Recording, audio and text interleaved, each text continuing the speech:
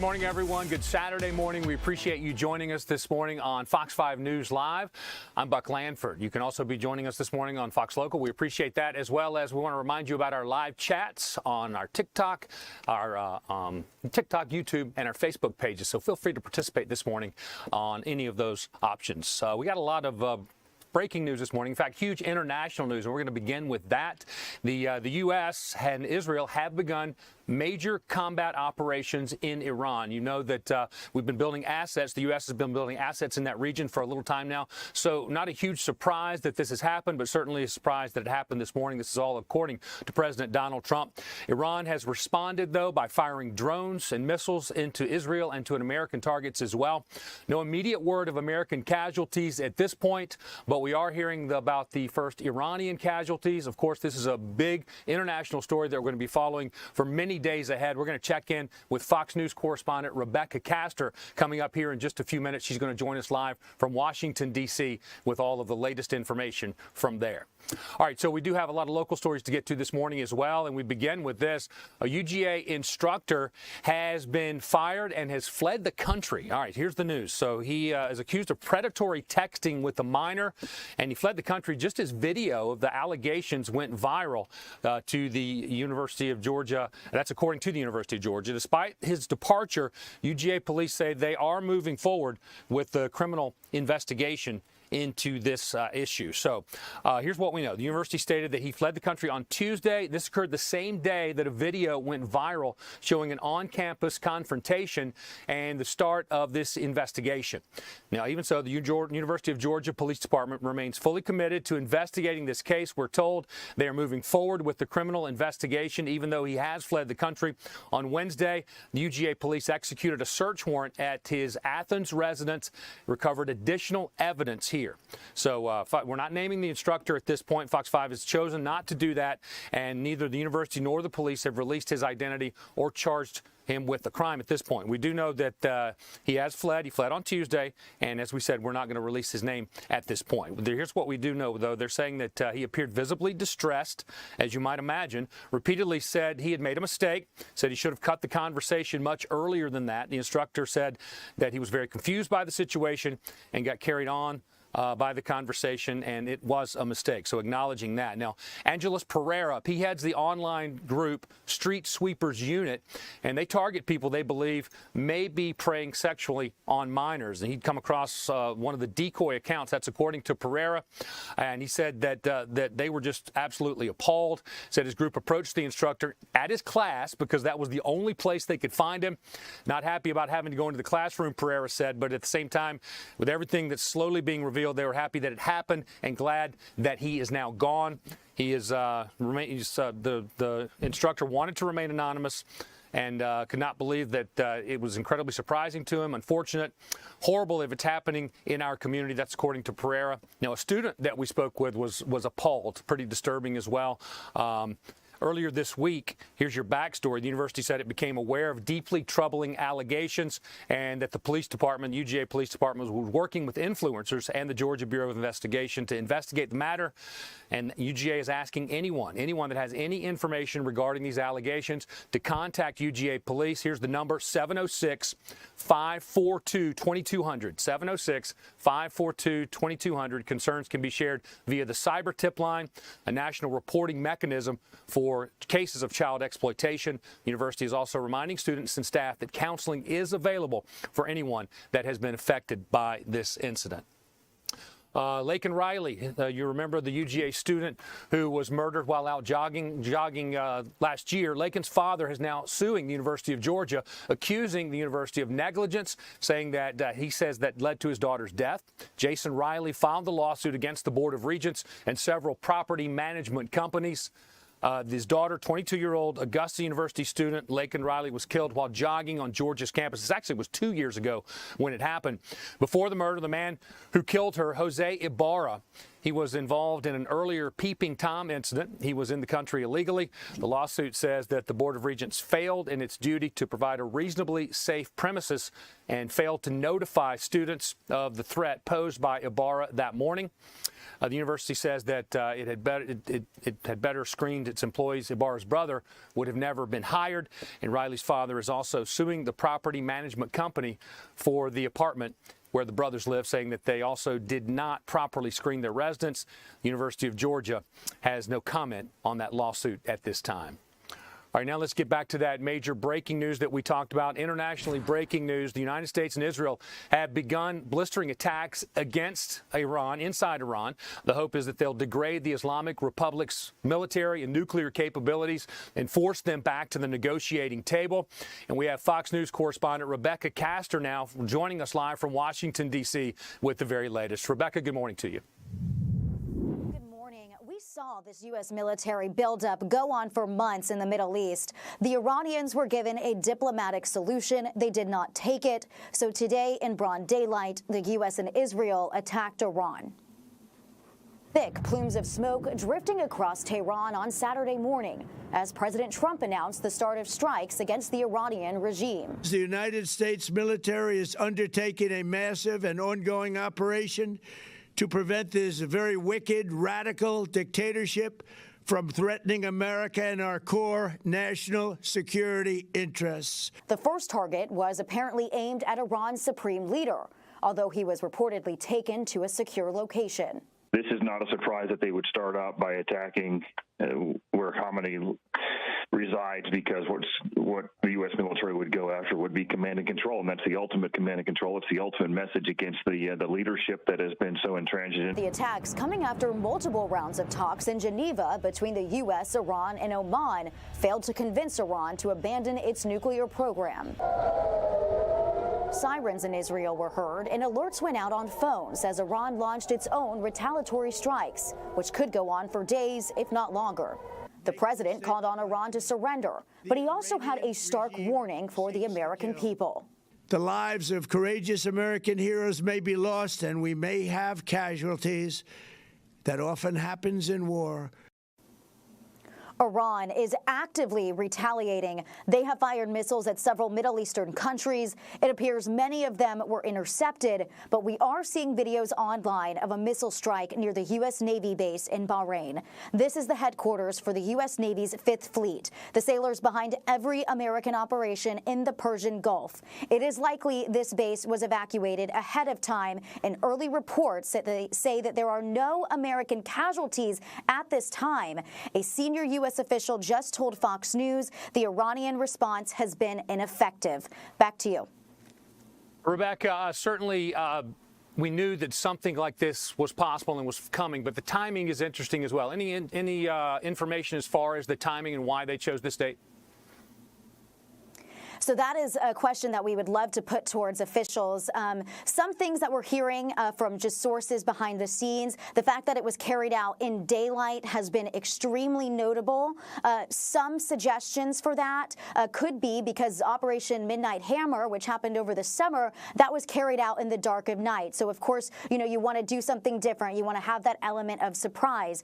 Another important thing to note is that it is Ramadan, and that is heavily practiced in Iran. And it is likely that intelligence sources thought that everybody would be at home, and that is why they carried it out during the day as well, because this is a time when people are at home. They're not out and about. They are home fasting. So some of those targets, specifically to some of the political leaders, their intelligence likely suggested to them that they were going to be home during this attack. Certainly interesting timing, especially when you mention Ramadan. Rebecca Castor, live for us in Washington, D.C. this morning. Rebecca, thank you. We have heard from President Trump. In fact, he released a lengthy video on Truth Social, and here's what he had to say. A short time ago, the United States military began major combat operations in Iran. Our objective is to defend the American people by eliminating imminent threats from the Iranian regime, a vicious group of very hard, terrible people. Its menacing activities directly endanger the United States, our troops, our bases overseas, and our allies throughout the world. For 47 years, the Iranian regime has chanted death to America and waged an unending campaign of bloodshed and mass murder, targeting the United States, our troops, and the innocent people in many, many countries. Among the regime's very first acts was to back a violent takeover of the U.S. Embassy in Tehran, holding dozens of American hostages for 444 days. In 1983, Iran's proxies carried out the Marine barracks bombing in Beirut that killed 241 American military personnel. In 2000, they knew and were probably involved with the attack on the USS Cole. Many died. Iranian forces killed and maimed hundreds of American service members in Iraq. The regime's proxies have continued to launch countless attacks against American forces stationed in the Middle East in recent years, as well as U.S. naval and commercial vessels and international shipping lanes. It's been mass terror, and we're not going to put up with it any longer. From Lebanon to Yemen and Syria to Iraq, the regime has armed, trained, and funded terrorist militias that have soaked the earth with blood and guts. And it was Iran's proxy, Hamas, that launched the monstrous October 7th attacks on Israel, slaughtering more than 1,000 innocent people, including 46 Americans, while taking 12 of our citizens hostage. It was brutal, something like the world has never seen before. Iran is the world's #1 state sponsor of terror and just recently killed tens of thousands of its own citizens on the street as they protested. It has always been the policy of the United States, in particular, my administration, that this terrorist regime can never have a nuclear weapon. I'll say it again. They can never have a nuclear weapon. That is why in Operation Midnight Hammer last June, we obliterated the regime's nuclear program at Fordow, Natanz, and Isfahan. After that attack, we warned them never to resume their malicious pursuit of nuclear weapons, and we sought repeatedly to make a deal. We tried. They wanted to do it. They didn't want to do it. Again, they wanted to do it. They didn't want to do it. They didn't know what was happening. They just wanted to practice evil. But Iran refused, just as it has for decades and decades. They've rejected every opportunity to renounce their nuclear ambitions, and we can't take it anymore. Instead, they attempted to rebuild their nuclear program and to continue developing long-range missiles that can now threaten our very good friends and allies in Europe, our troops stationed overseas, and could soon reach the American homeland. Just imagine how emboldened this regime would be if they ever had and actually were armed with nuclear weapons as a means to deliver their message. For these reasons, the United States military is undertaking a massive and ongoing operation to prevent this very wicked, radical dictatorship from threatening America and our core national security interests. We are going to destroy their missiles and raise their missile industry to the ground. It will be totally, again, obliterated. We're going to annihilate their Navy. We're going to ensure that the region's terrorist proxies can no longer destabilize the region or the world and attack our forces and no longer use their IEDs or roadside bombs, as they are sometimes called, to so gravely wound and kill thousands and thousands of people, including many Americans. And we will ensure that Iran does not obtain a nuclear weapon. It's a very simple message. They will never have a nuclear weapon. This regime will soon learn that no one should challenge the strength and might of the United States Armed Forces. I built and rebuilt our military in my first administration, and there is no military on earth even close to its power, strength, or sophistication. My administration has taken every possible step to minimize the risk to U.S. personnel in the region. Even so, and I do not make this statement lightly, the Iranian regime seeks to kill. The lives of courageous American heroes may be lost, and we may have casualties. That often happens in war. But we're doing this not for now. We're doing this for the future, and it is a noble mission. We pray for every service member as they selflessly risk their lives to ensure that Americans and our children will never be threatened by a nuclear-armed Iran. We ask God to protect all of our heroes in harm's way, and we trust that, with his help, the men and women of the armed forces will prevail. We have the greatest in the world, and they will prevail. To the members of the Islamic Revolutionary Guard, the armed forces, and all of the police, I say tonight that you must lay down your weapons and have complete immunity, or, in the alternative, face certain death. So, lay down your arms. You will be treated fairly with total immunity, or you will face certain death. Finally, to the great, proud people of Iran, I say tonight that the hour of your freedom is at hand. Stay sheltered. Don't leave your home. It's very dangerous outside. Bombs will be dropping everywhere. When we are finished, take over your government. It will be yours to take. This will be probably your only chance for generations. For many years, you have asked for America's help, but you never got it. No president was willing to do what I am willing to do tonight. Now you have a president who is giving you what you want. So let's see how you respond. America is backing you with overwhelming strength and devastating force. Now is the time to seize control of your destiny and to unleash the prosperous and glorious future that is close within your reach. This is the moment for action. Do not let it pass. May God bless the brave men and women of America's armed forces. May God bless the United States of America. May God bless you all. Thank you. And that was President Trump in a video that he released early this morning on Truth Social. Once again, if you're just joining us, the U.S. and Israel have begun combat operations against Iran. It's a story that we will be following all morning long and, of course, following in the days ahead. And if President Trump does speak a little later today, we will certainly carry it live right here on Fox Local.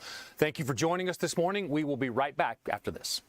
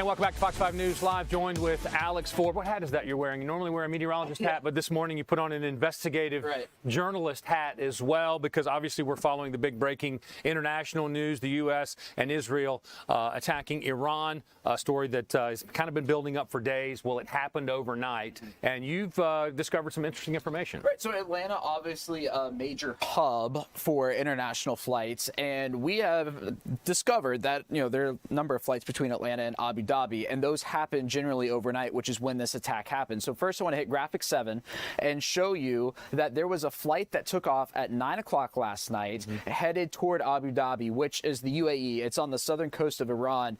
And what happened was the flight kept going and going and going. It was over the Atlantic Ocean when the attack happened, and by the time it hit Egypt, the UAE had closed its airspace. So that flight has now landed in Istanbul, Turkey.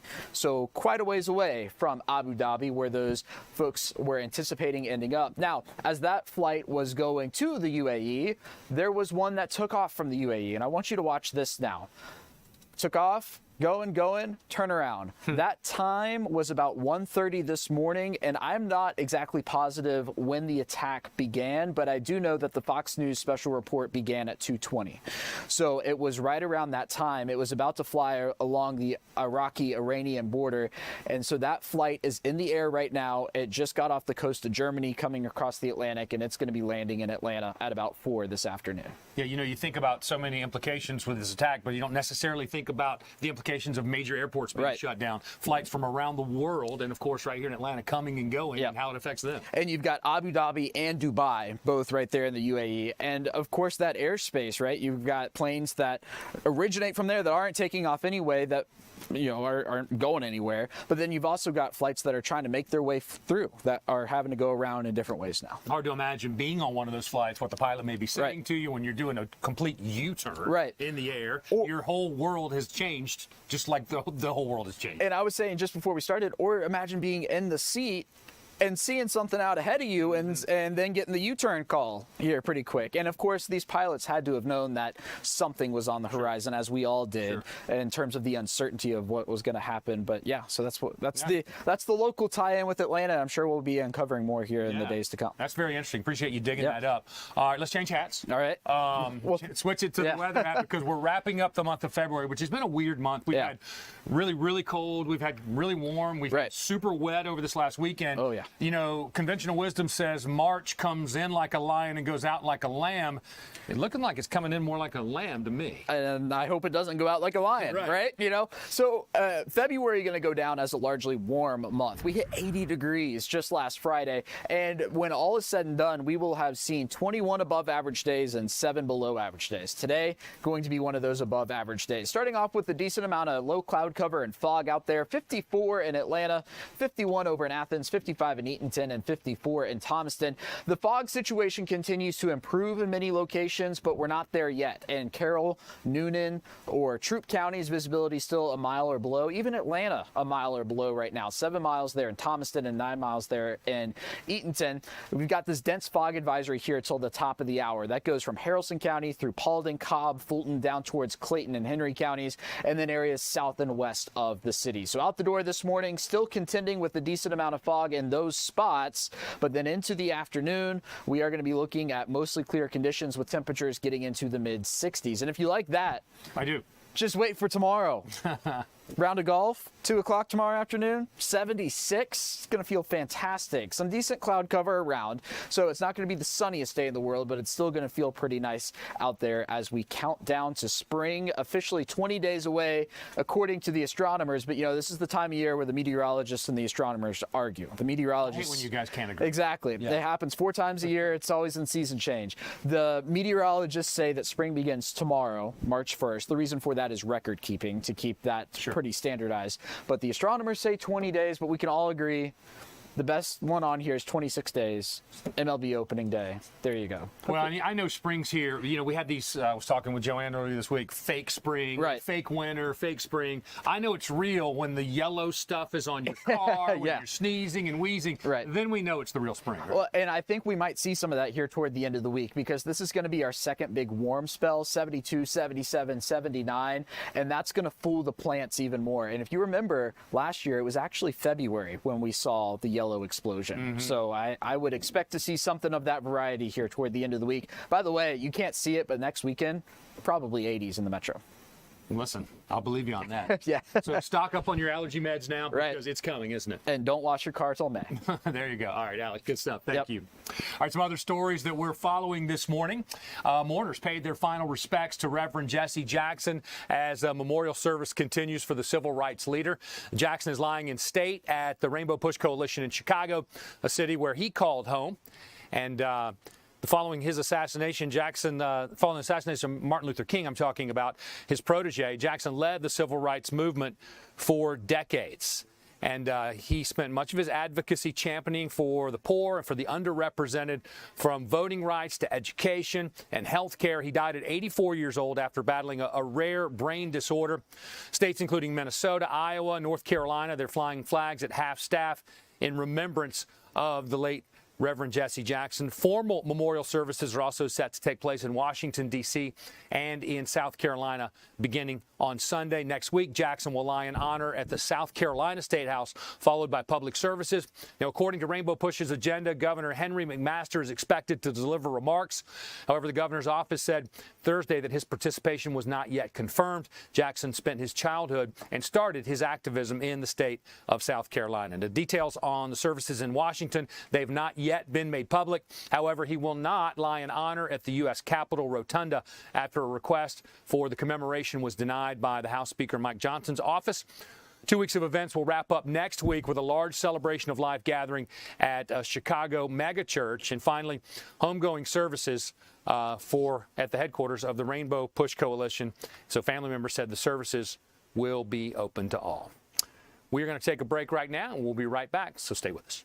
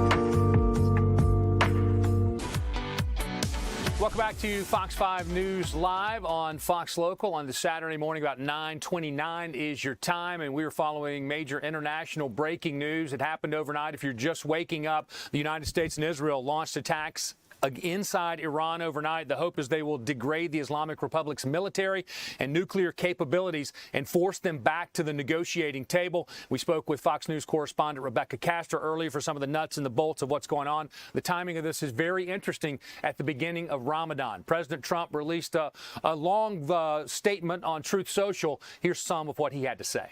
A time ago, the United States military began major combat operations in Iran. Our objective is to defend the American people by eliminating imminent threats from the Iranian regime, a vicious group of very hard, terrible people. Its menacing activities directly endanger the United States, our troops, our bases overseas, and our allies throughout the world. All right, switching gears now to some local news. This happened in Hall County. An 8-year-old brought a gun to a Hall County school. This was a gun that was loaded. The 8-year-old brought the handgun. This was Myers Elementary School. It had a loaded magazine, but they did stress that no round was actually in the chamber, and there's no indication at this point that this student intended to harm anyone. The Hall County Sheriff's Office is investigating. This is an 8-year-old student. It happened on Thursday morning. The preliminary information that we know, according to them, is that this is a second-grade student. He showed the firearm to a classmate. This was about 8:15 in the morning. The classmate reported it to a teacher who immediately notified the principal. The principal searched the student, confiscated the handgun, and alerted the school resource officer before escorting the child to the office. Authorities said the school resource officer secured the weapon, which had a loaded magazine but no round in the chamber, as we mentioned. Sheriff's investigators responded to the campus, and they are beginning an investigation now. Based on the initial information, no immediate indication, as we said, that this student was trying to harm anyone. The Sheriff's Office said they will continue to work within the Hall County School District, and additional information will be released as soon as it becomes available. But at this point, that's what we know, is an 8-year-old second grader brought a handgun, a loaded handgun, but with no bullet in the chamber, a loaded magazine to school, showed it to another student, and the gun was confiscated by the authorities there. Hall County metal detectors. We've been talking about this all week. Georgia school weapon detector bill, it's facing some backlash. The state of Georgia passed a bill requiring weapon detectors in all public schools. That's a first of its kind mandate, really, across the country. The legislation lacks state funding, leaving local school districts responsible for the cost of the new security system. So parent groups, they're demanding immediate action after what we just told you. This 8-year-old brought a handgun into a Hall County school. The Georgia House of Representatives approved the bill on Tuesday that would mandate weapons detection systems in every public school in the state. And that would make Georgia the very first school in the nation to have a bill such as that. It's House Bill 1023. It comes on the heels of that security scare that we just told you about at Myers Elementary School. Another local story that we've been following all week, the trial of Colin Gray, the father of Colt Gray. Colin testified about his son's upbringing, claiming that he used outdoor hobbies to bond with the teen and monitor his well-being. They like to go hunting together. Gray highlighted a previous law enforcement investigation into a school shooting threat, testifying that deputies found no cause for immediate concern here. The defendant maintained that his son respected household gun rules and never showed signs of using weapons to threaten the family. This is a Barrow County trial. The defense has rested its case in this trial. They did it on Thursday in the murder trial of Colin Gray, after he spent hours on the stand testifying that he never saw signs of quote unquote evil in his son before the deadly school shooting. Gray is charged, of course, in connection to that deadly school shooting, which took place at Appalachia High School.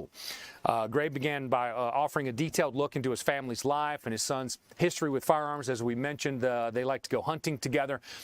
And Colin described how his family moved when his son Colt was in 6th grade after Colin underwent 2 back surgeries. He said he wanted to provide his family with a slower-paced lifestyle and spend more time connecting with his children. First, Colt appeared to be adjusting well, but Colin said his son reported being bullied in the 7th grade, and that was also the year Colin said his marriage to Marcy Gray began to unravel, and she later moved back to Fitzgerald with 2 of the children, leaving Colin and Colt living in Jefferson. So Colin also explained what happened when he learned that Colt had conducted a Google search in 2021 related to killing his father. So certainly some disturbing signs there. Colt reportedly told him that he and his friends were venting and that one friend was complaining about his own father, claiming the Google search was a joke. Colin said he explained to Colt how serious and concerning a search like that was. Of course, certainly concerning there for anyone to see that. Certainly a trial that we will continue to cover, and we will bring you the very latest. For now, we're going to take another break, and we'll be right back. We appreciate you joining us this morning on Fox 5 News Live.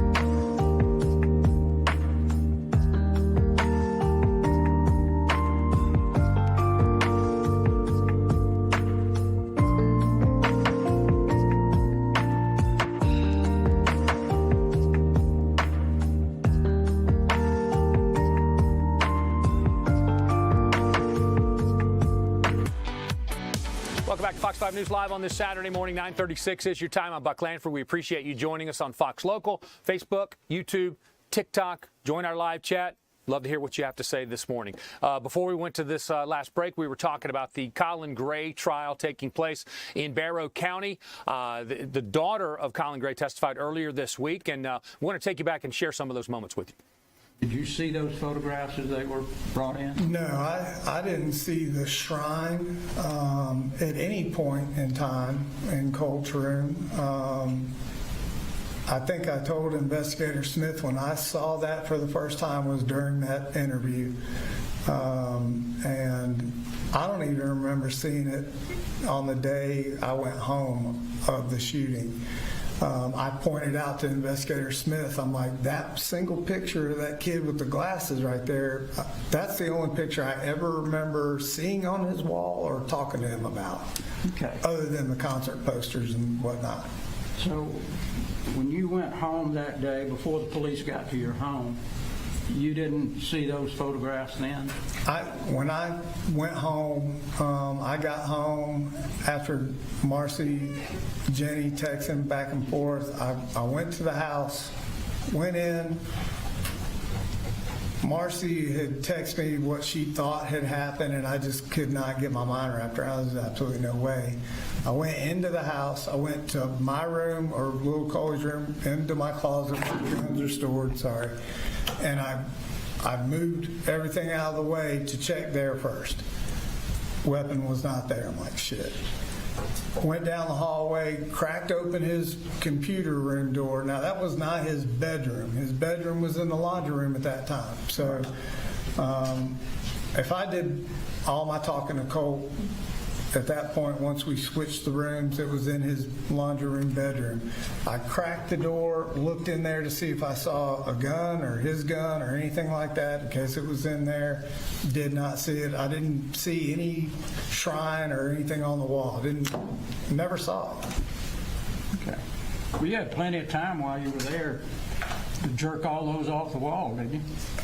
Yeah, I could have done that easily, you know, but I'll say this, I didn't know even 17 killed, like I read that, I can understand, but I couldn't tell you anybody in the shrine by picture who any of those people were. I had no idea.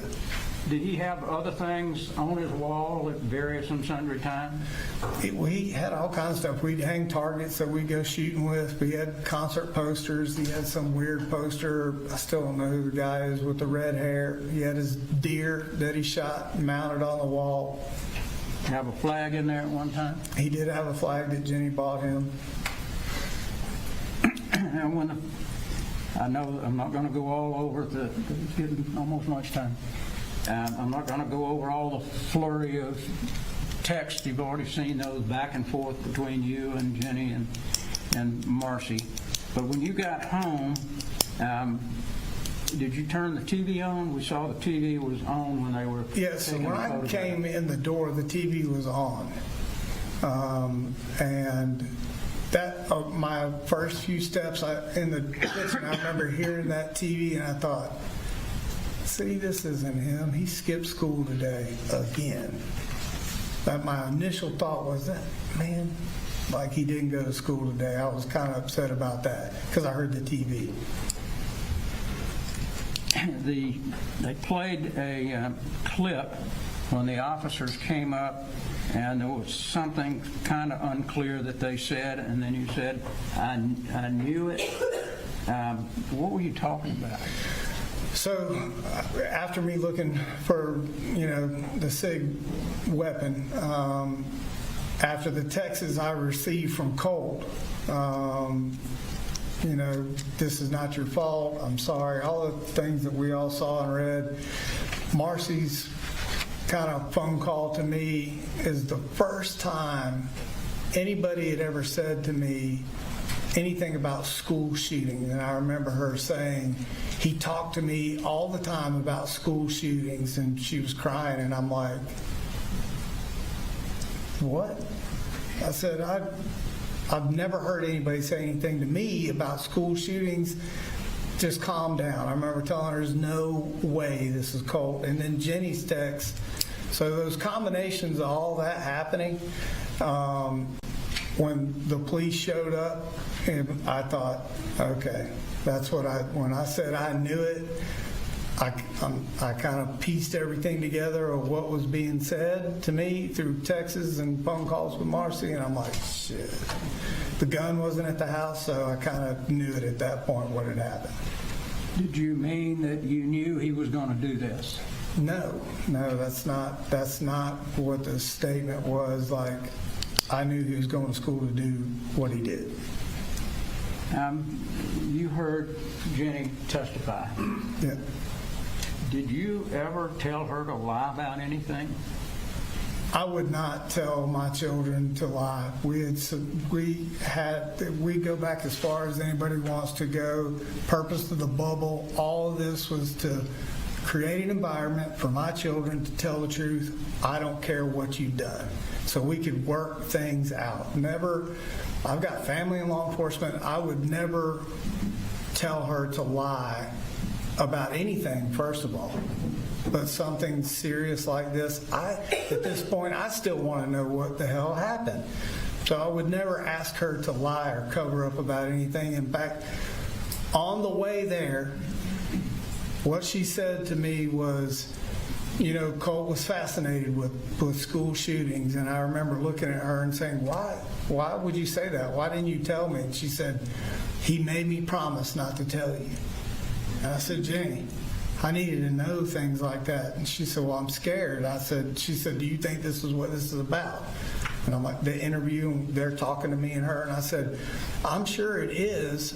Pulled in that parking lot, sat in that truck. She said, how long do you think this is going to take? I'm like, I have no idea. But the last thing I told my child was, whatever you do, And that was Colin Gray. That was from earlier this week when he took the stand in his own defense. We're going to take a break right now, but when we come back, we're hearing from politicians on both sides of the aisle about the major breaking news that we've been covering all morning. And, of course, that is the U.S. and Israel launching attacks against Iran. So we'll hear from the Speaker of the House. We'll hear from the House Minority Leader, as well as many local politicians. All that's coming up in just a couple of minutes, so stay with us.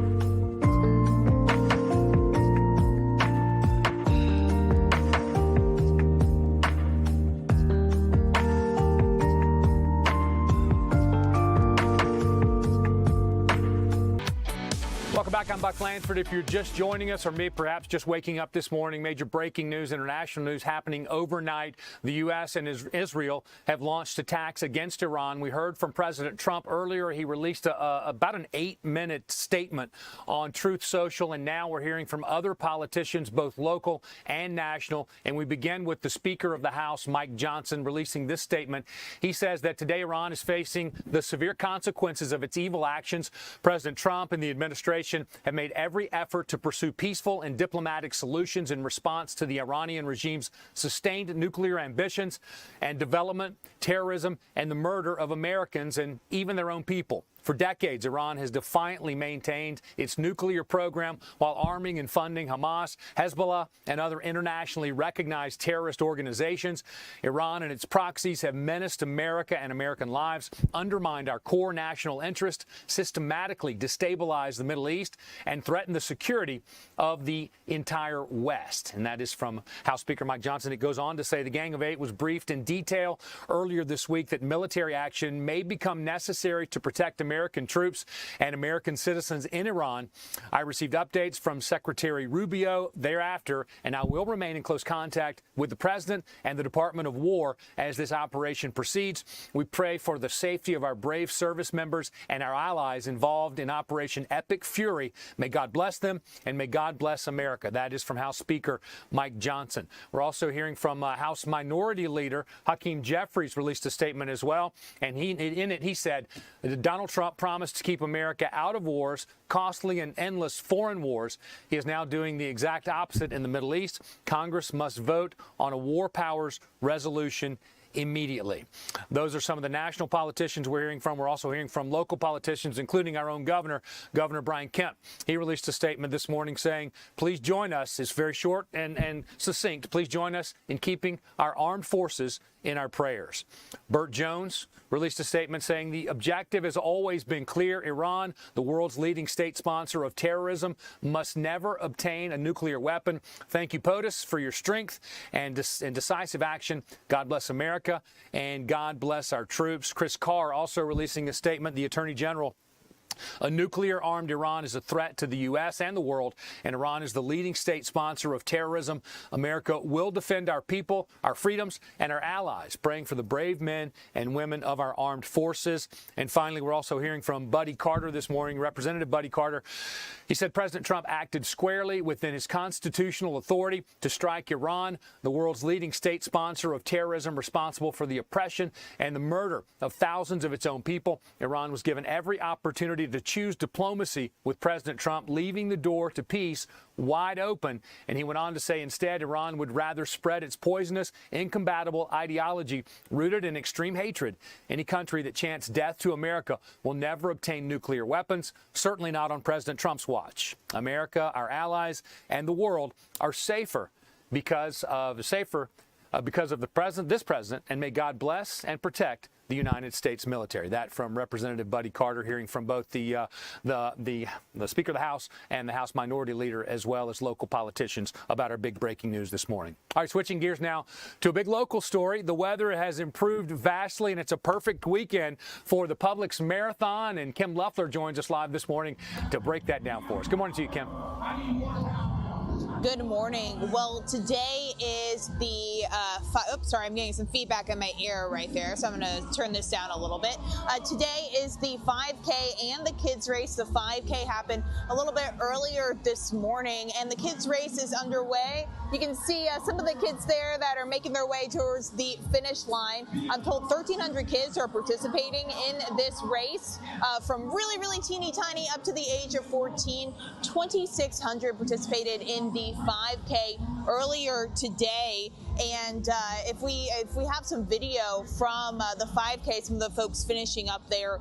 This is the 20th year of this event here in this area. Tomorrow, of course, is the main event, the main marathon, where 11,000 people are going to be participating, and there's also going to be some Olympic contenders as well, so that should be really exciting. But I did catch up with, if we have this sound, some of the runners of the 5K today, one who's run several 5Ks before and another who just ran her first one. Take a listen.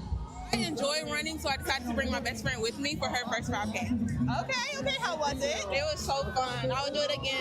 Yeah. Have you run this specific 5K before? No, this is my first time running with the Publix. I've run different 5Ks. Okay. How was this one compared to others? Very organized. It was fun, very lengthy. I didn't like the hills, but it challenged me.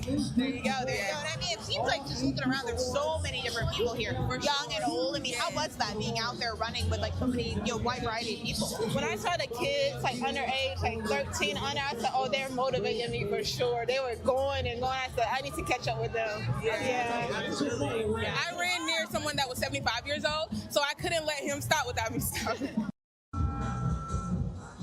Yeah, and tomorrow we know that they're planning to honor Jeff Galloway, who is a U.S. Olympian and also the first winner of the Peachtree Roadways. He passed away recently, so they're planning to honor him before the race starts tomorrow. It kicks off at 7:15. And if you are one of the 11,000 that is signed up to run, the best advice that the folks here have is to get here early just to make sure you are ready to go once that race gets started. Of course, we'll keep you updated throughout the weekend. This lays from here, Buck, but we'll send it back to you. After all the rain and the cold weather, finally some decent weather for getting out and then hitting the streets, hitting the pavement. Kim, live from the Publix Marathon. Thank you, Kim. All right, we are getting back to our breaking news this morning. Of course, as the morning progresses, we're hearing statements and from world leaders, local leaders, and right now, the Prime Minister of the UK, Keir Starmer, is speaking, so let's join that. To a diplomatic process. We want to see peace and security and the protection of civilian life. Iran can end this now. They should refrain from further strikes, give up their weapons programs, and cease the appalling violence and repression against the Iranian people, who deserve the right to determine their own future, in line with our long-standing position. This is the route to de-escalation and back to the negotiating table. Thank you. Starmer, the UK Prime Minister, speaking on the breaking news this morning that took place earlier this morning. The United States and Israel in a joint attack against Iran. Of course, they've been building assets in that region for a long time. Knew that this was likely going to happen at some point, but it happened overnight. And the timing interesting, of course, with the beginning of Ramadan. All right, we're going to go back to a local story now. Eli Jordan is in Rome, and he's talking to us about a big blood drive that's taking place up there this morning. Eli, good morning to you.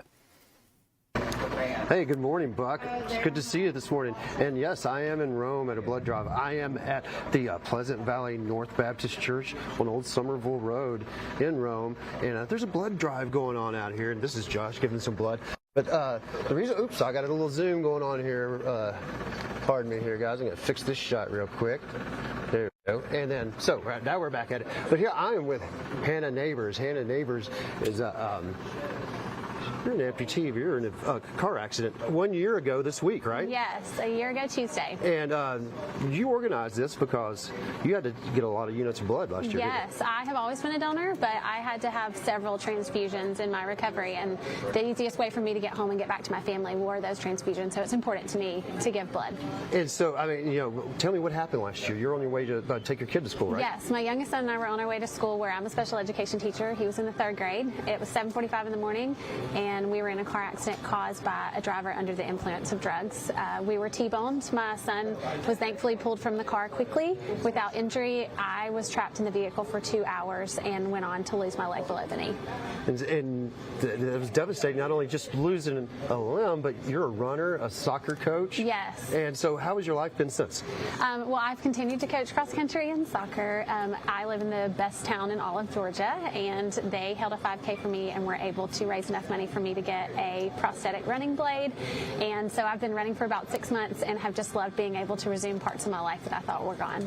Now, you know, the blood donation is important to you because, I mean, it saved your life. Mm-hmm. And then, you know, people need blood, you know, 1 second, you know, a unit of blood every 2 seconds, I believe, and 14 million units of blood is needed in America. But tell me, you know, you got blood assurance here, and blood assurance supplies the local hospitals here in Rome, correct? Yes, they do. And just tell me, you know, which hospital were you in? So I started out here at Atrium in Rome, Georgia, before I was transferred to Erlanger in Tennessee. And how's your recovery been? The recovery has been amazing because of this community and the way that they have supported my family and have carried us through this last year and just have cheered me on.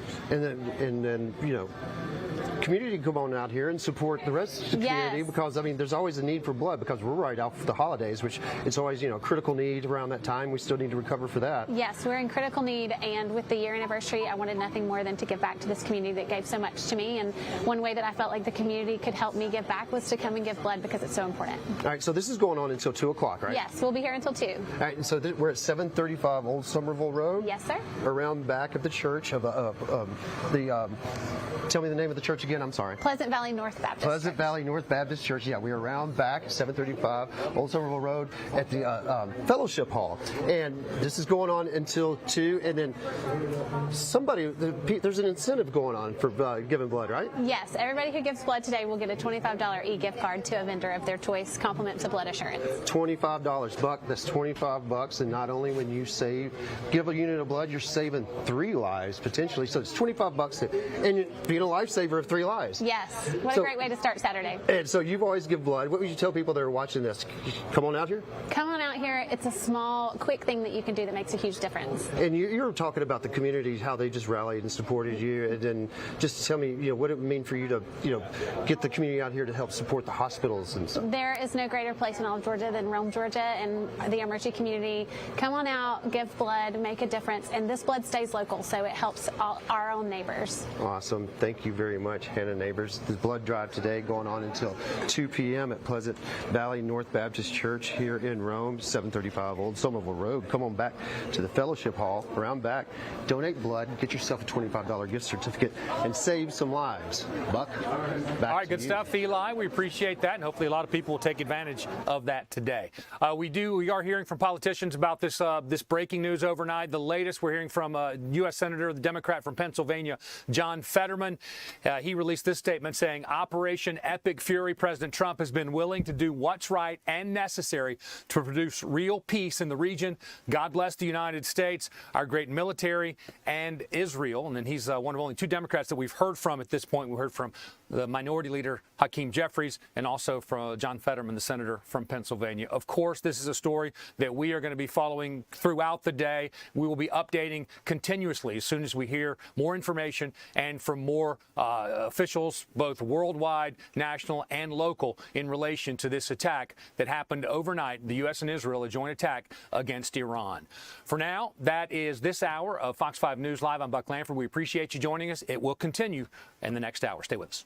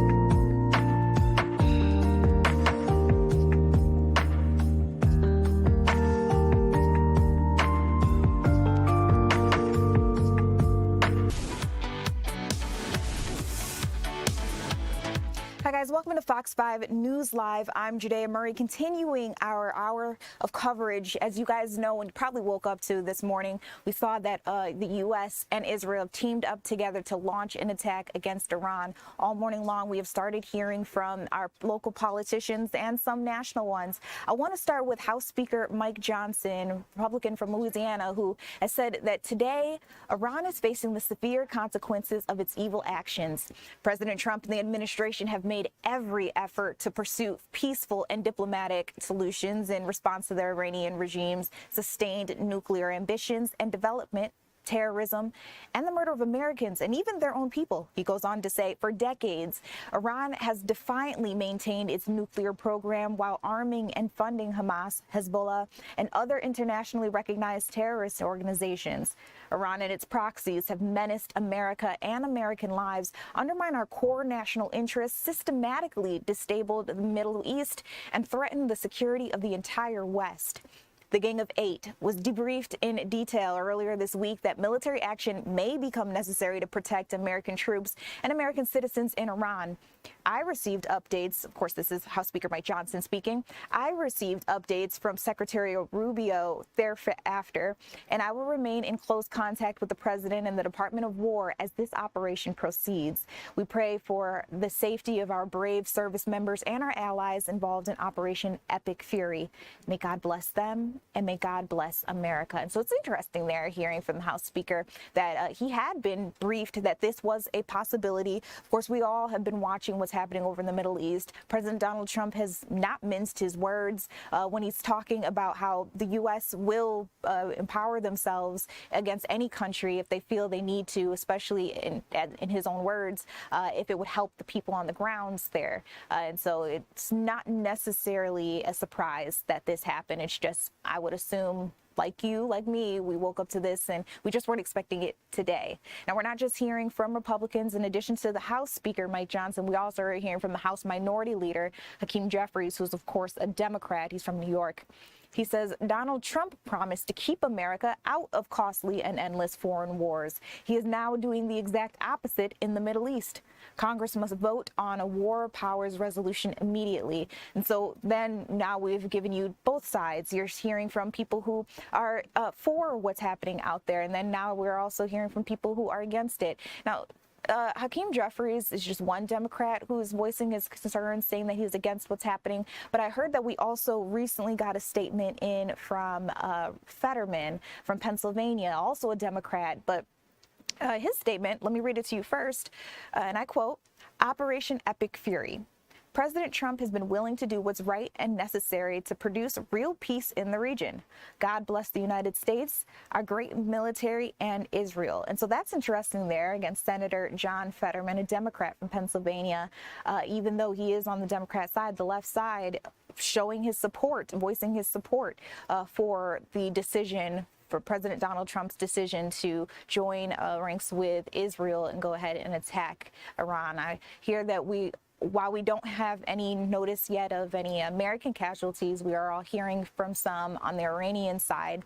I'll be checking in with Rebecca Castor. She's a Fox News correspondent. A little later on, she's live in Washington, D.C., covering everything that we know so far about these attacks. But I want to get through a couple of more statements with you all, because like I said, politicians are really starting to pour in with their reactions. I'm hoping that we hear from some more Democrats soon, because right now, the next couple that I'm going to bring you are all Republicans. Starting with our own governor right here in Georgia, Brian Kemp. His statement, very brief. He just said, please join us in keeping our armed forces in our prayers. And it's a very down the middle kind of statement. So not necessarily saying that he agrees with what the president has done, but also not saying that he disagrees. Just keeping our service members in the forefront, saying that he hopes that we keep them in our prayers. A very interesting take there. I want to bring you another one from Burt Jones. Let's keep it going with some of our Georgia politicians. He's our lieutenant governor. He says the objective has always been clear. Iran, the world's leading state sponsor of terrorism, must never obtain a nuclear weapon. He then goes on to thank the president. He says, thank you for your strength and decisive action. God bless America and God bless our troops. Let's also hear from Chris Carr, our Attorney General. A nuclear-armed Iran is a threat to the U.S. and the world, and Iran is the leading state sponsor of terrorism. America will defend our people, our freedoms, and our allies, praying for the brave men and women of our armed forces. All right, and last but not least, I want to round things out with Buddy Carter, a representative here in Georgia, who says President Trump acted squarely within his constitutional authority to strike Iran, the world's leading state sponsor of terrorism, responsible for the oppression and murder of thousands of its own people. Iran was given every opportunity to choose diplomacy, and President Trump leaving the door to peace wide open. He goes on to say, instead, Iran would rather spread its poisonous, incompatible ideology rooted in extreme hatred. Any country that chants death to America will never obtain nuclear weapons, certainly not on President Trump's watch. America, our allies, and the world are safer because of this president. May God bless and protect the United States military. That is Representative Buddy Carter putting out his own statement. We're continuing to collect those here at Fox 5 News Live. So as we get more information, we'll be bringing that right out to you. I want to talk real quick about some hyper-local headlines, but still big things that I know you guys have been talking about, especially on social media. You probably heard in UGA, that instructor that was caught on tape. I believe today is the first time we are showing you videos and showing you this instructor's face. That instructor was accused of texting a minor some sexually explicit messages and was confronted by social media personalities, I guess you could say. They went to the school, they were filming. I mean, you see some of them there. They accused him of trying to talk to a minor and, again, saying some pretty disgusting things to that quote-unquote child. We now know that not only has the University of Georgia decided to relieve this person of their duties there as an instructor, but we've also heard that this person, who we're choosing not to name because they have not been charged just yet, has fled the country. And so I cannot point a finger necessarily at anybody. I do believe that everybody is subjected to be perceived innocent until proven guilty in the court of law. But it is very interesting, I would say, I think you guys would admit too, that if you were not guilty of something and then decided to leave the country, it's not the best look.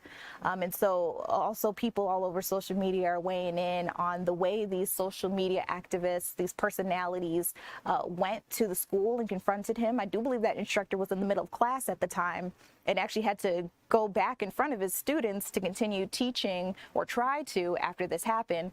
But they went to the school, to my knowledge, without law enforcement with them. And so there were no arrests made, no charges formally filed. We just knew that this incident happened because those videos then went viral. So later on, law enforcement had to reach back out to those social media personalities, influencers, to try to get some more information, hoping that they could help them with the investigation. However, before any of that could take place, we did hear that that instructor, again, I am not naming him because he has not formally been charged with anything, he's not arrested. Before they could go forward and make any charges, we do know that that instructor fled the country. So very interesting story that we are following up with here. I am hoping that in the next week or so, we've got some new updates that we can share with you all, but I just wanted to make sure that we touched base on it because it went absolutely viral. Everybody's been talking about it. I remember waking up to the video on my timeline and thinking to myself, is this real? Because, you know, that vigilante journalism, can people do this? I guess you can. We'll see what happens with that case. I'm very interested in seeing if whether those social media influencers interacting with that instructor and accusing him of things without having actual charges to back them up, will that influence the investigation in any way? If he does come back to the country, if he's brought back to the country, could this make it harder to prosecute him in a case? All right, so you guys remember, we are talking about that breaking news that I brought you at the top of the hour, where we are now learning that the U.S. and Israel have decided to join together to launch an attack on Iran. We'll be able to talk to Rebecca Castor. She's live in Washington, D.C. as we speak. I'm hoping that she'll be able to give us some more insight on what's happening here. The latest that I can tell you is that, give me 1 second as I'm pulling up my notes to make sure we have the absolute latest. The United States, Israel joined together, launching those attacks and against some targets inside Iran. They hope that this will degrade the Islamic Republic's military and nuclear capabilities. And they're also hoping that this forces them back to the negotiating table. So joining us live with some more information is Rebecca Castor, Fox News correspondent live in Washington, D.C. Rebecca, got a couple of questions for you, but let's start off there. What can you tell us about what? Okay, it looks like we are not going to be able to talk to Rebecca just yet. We'll try to come up with some more information that we can bring you all in the time ahead. But first, President Donald Trump did speak earlier today. He spoke himself about what was happening, information that he wanted to make sure we knew about his decision to go ahead and go through with this attack. Let's listen into that message he put out on Truth Social. A short time ago, the United States military began major combat operations in Iran.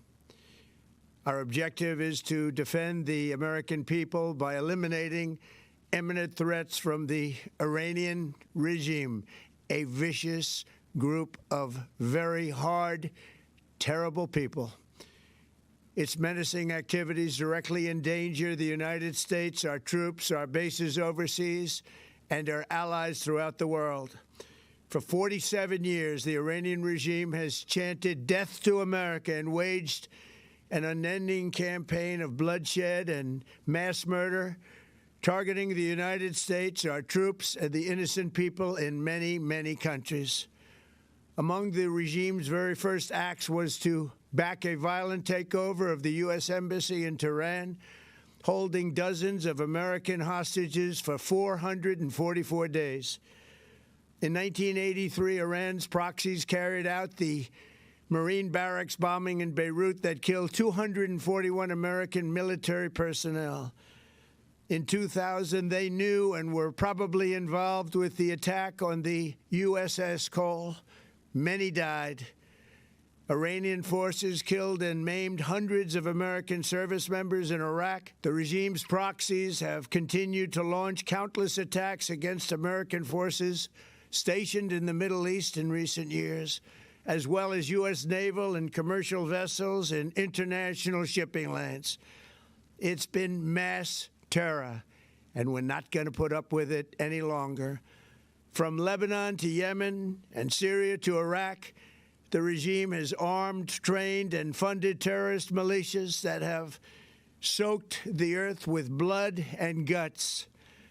And it was Iran's proxy, Hamas, that launched the monstrous October 7th attacks on Israel, slaughtering more than 1,000 innocent people, including 46 Americans, while taking 12 of our citizens hostage. It was brutal, something like the world has never seen before. Iran is the world's #1 state sponsor of terror and just recently killed tens of thousands of its own citizens on the street as they protested. It has always been the policy of the United States, in particular, my administration, that this terrorist regime can never have a nuclear weapon. All right, so you guys, we have been listening into a statement that our president, Donald Trump, put out on Truth Social, explaining his decision to go ahead and launch that attack with Israel on Iran. And of course, we have been hearing from politicians all across the board, not just here locally, but we've also been hearing from some of our national politicians too.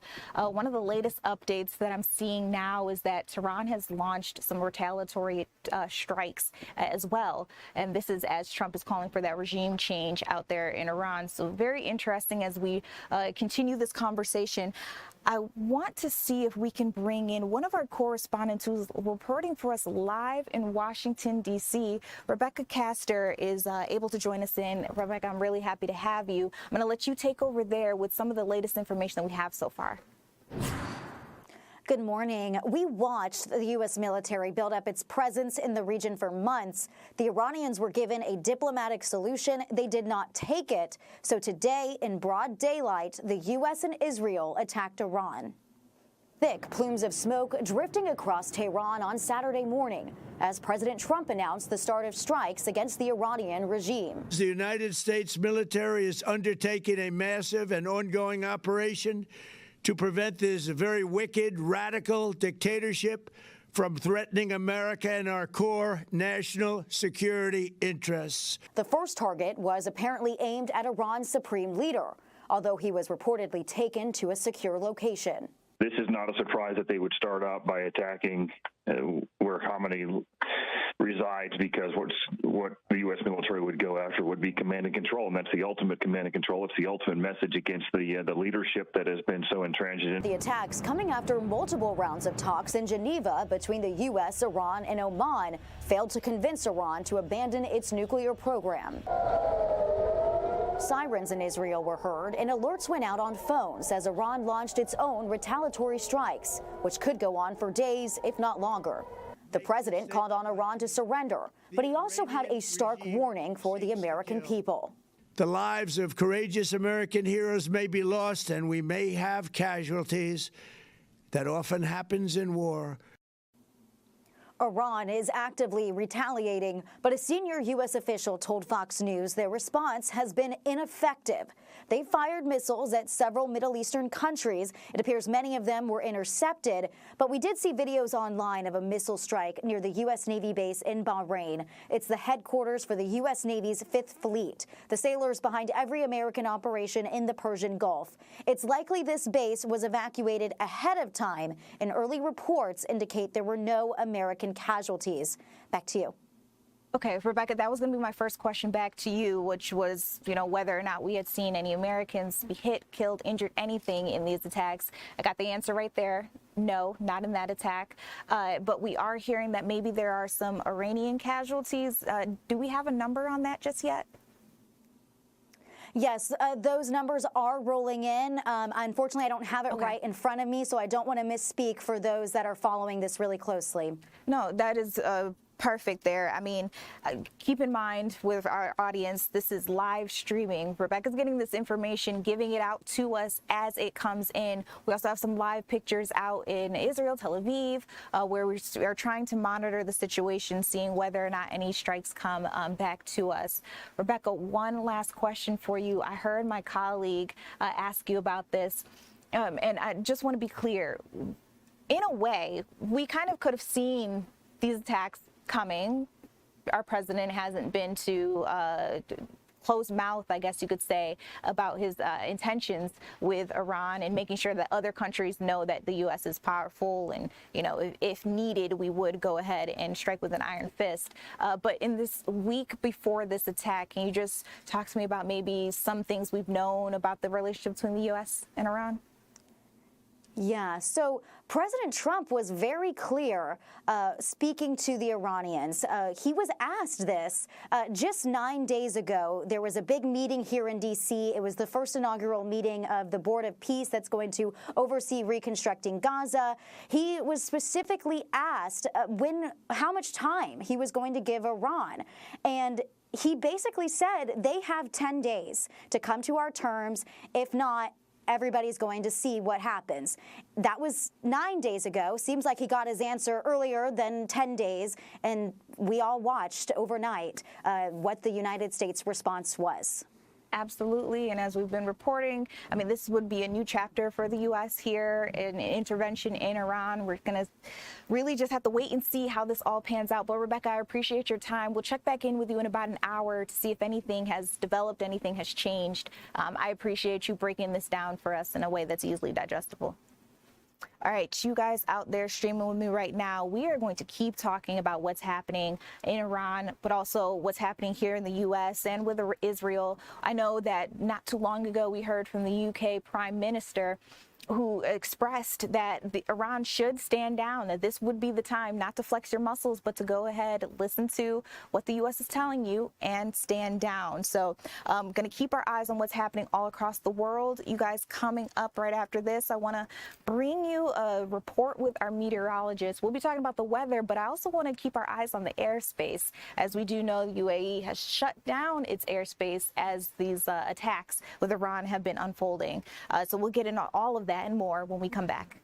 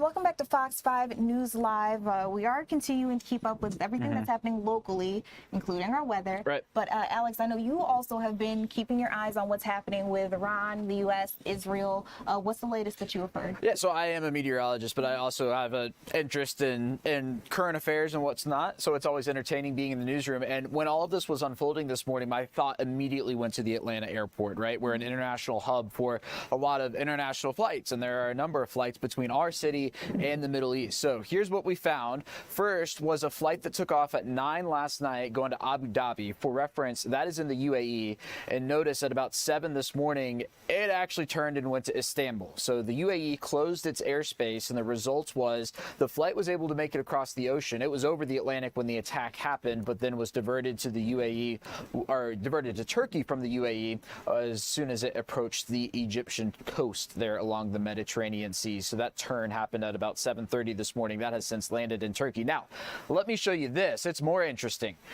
Flight took off from Abu Dhabi. About 1 this morning, it suddenly turned around as it was approaching the Iraqi-Iranian border as it was flying north. Now, I don't have the exact times on when the airstrikes started, but I do know that the Fox News special report started at 2:20. So that plane was about to fly there along the Iraqi-Iranian border, presumably just as the attack was getting underway. And that flight is on its way to Atlanta right now. It rolled off the German coast into the Atlantic Ocean. That was about 2 hours ago now, so crossing the Atlantic, and it is going to land in Atlanta at 4 this afternoon, but it took off from Abu Dhabi, was about to fly over Iraqi-Iranian airspace, and is now on its way to Atlanta. And keep in mind, you see Israel there on the left side of the screen, right? Yeah. So that's where things would be flying, and by things I mean not fun things. Not fun things at all. I mean, to be a fly on the wall in this plane, I would love to hear from the passengers if they're willing to talk to us. If we could get to the airport, that would be great. So that lands at 4:15 this afternoon here at Hartsfield, and we will see. Yeah. All right. Well, thank you for keeping your eyes literally to the skies, not just for the weather, but for what's happening across the world. But yeah, let's see what is happening today, right? A foggy morning across Metro Atlanta and North Georgia. Buck said earlier, we're switching hats. So look, temperatures have been in the 50s this morning. We're going to get into the mid to upper 60s this afternoon. In fact, I think some spots, particularly north of the city, could get into the 70s. We're all going to get into the 70s tomorrow. Look at that, 76 in Atlanta. That is going to feel fantastic. This is probably the best weekend we've had in months, not going to lie. And the warm stuff is going to stick around, right? Our average high is 61. We're rounding out February on a warm note. It will go down as a warm note for the month. Generally speaking, I believe it was about 2/3 of the month or 3/4 of the month was above average. And as we get into March, we're not changing much of that. 72 Wednesday, 77 Thursday, 79 there on Friday. Low end rain chances, several spots saw over 4 inches of rain toward the back half of the week there. So we don't need it right now. We need more of it here in the days to come, but we're not necessarily looking for it here in the short term. But enjoy the 70s. We'll probably have 80s next weekend. Please tell me something good. Alex, that's the best thing you could have said to me so far. Glad I can deliver. Just wait for the pollen. I won't take credit for that. I think I told you this before. I did not experience allergies until moving to Georgia. A lot of people say that. Yep. Yuck. We've got everything. Too much of everything. Right. All right, you guys, we are continuing to keep up to date with what's happening out in Iran as it pertains to the U.S. and Israel joint strike against them. I want to bring you some responses, some reactions from former Trump allies, which is really interesting. We've been hearing from all these politicians. Let's bring up Marjorie Taylor Greene, the former representative here in Georgia. We know that there's a election right now where we're hoping to hear soon who could potentially fill her seat. That happened not too long ago, if I remember correctly. But again, Representative Marjorie Taylor Greene weighing in saying, I did not campaign for this. I did not donate money for this. I did not vote for this in elections or Congress. This is heartbreaking and tragic, and how many more innocent will die? What about our own military? This is not what we thought MAGA was supposed to be shame. On X, she actually released a much longer statement, more like an essay.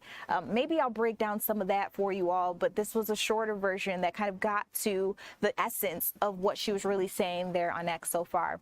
We're also hearing from former Vice President Mike Pence in his statement saying, with the launch of Operation Epic Fury against Iran, justice is being served against the world's leading state sponsor of terrorism. Our prayers are with America's sailors, Marines, airmen, and all our soldiers across the region and our cherished ally Israel. May God grant our warriors success and the people of Iran a new birth of freedom. And so then you hear from someone who, even though they're no longer aligned all the way with President Donald Trump, is suggesting that justice is being served, which in my eyes suggests that he agrees with this attack on Iran. So again, we're keeping up to date with everything that's happening, not just our politicians reacting, but I would love soon to hear from President Donald Trump again. He put out a statement on Truth Social. It was about an 8-minute long clip where he talked a little bit more about what was happening out there and his decision to go ahead and move forward with these attacks. But I did hear that there's a possibility that he could be speaking from the White House later on today. If that does happen, trust and believe, I will bring you out to it live right here on Fox 5 News Live. We can watch it together, unpack it together, and then chat about it. You guys are able to join us in our live chat on TikTok, YouTube, Instagram, a couple of our different social media sites where we are streaming live right now, and you can interact in real time. You can ask me questions to ask our reporters. There's a lot of different ways that we can participate in a news conversation because this show right here is interactive. You guys also influence what we decide to talk about. If you've got a question, you got a comment, make sure you make it in our live chats. All right, you guys, we are going to take a step back. When we come back, though, I want to show you some things that are happening more hyper-locally. We know that there is the marathon happening right now, the Publix Atlanta Marathon. Some kids are taken to the streets. I'm going to try to bring you a live camera out there as we continue this conversation. We'll be touching base again with Iran and this attack on Iran when we come back.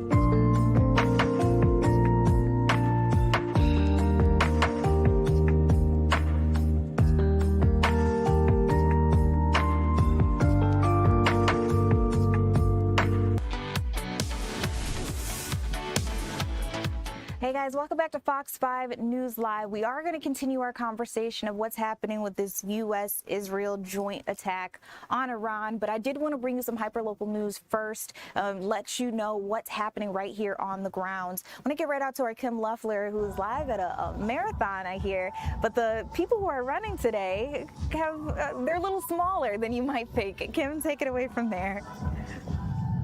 Yeah, the kids race is going on right now, Judea. I'm still getting a little bit of feedback as well, so I'm just going to lower the volume here on my phone. But yeah, the kids race is going on. There are kids all ages up to the age of 14. I'm going to step aside, just step back a little bit so you can hear me from the speakers. But we got some really tiny runners that are taking the course there for this kids race. Earlier today, there was also the 5K as well, and I believe we have some video from that 5K. Now, I'm told 2,600 people participated in the 5K and 1,300 kids are taking part in the race right now. This, of course, is a prelude to the main event, the half marathon that's going to be happening tomorrow. 11,000 people have signed up for that race tomorrow, and we're also told that there are some elite runners as well, some Olympic contenders that are going to be out here.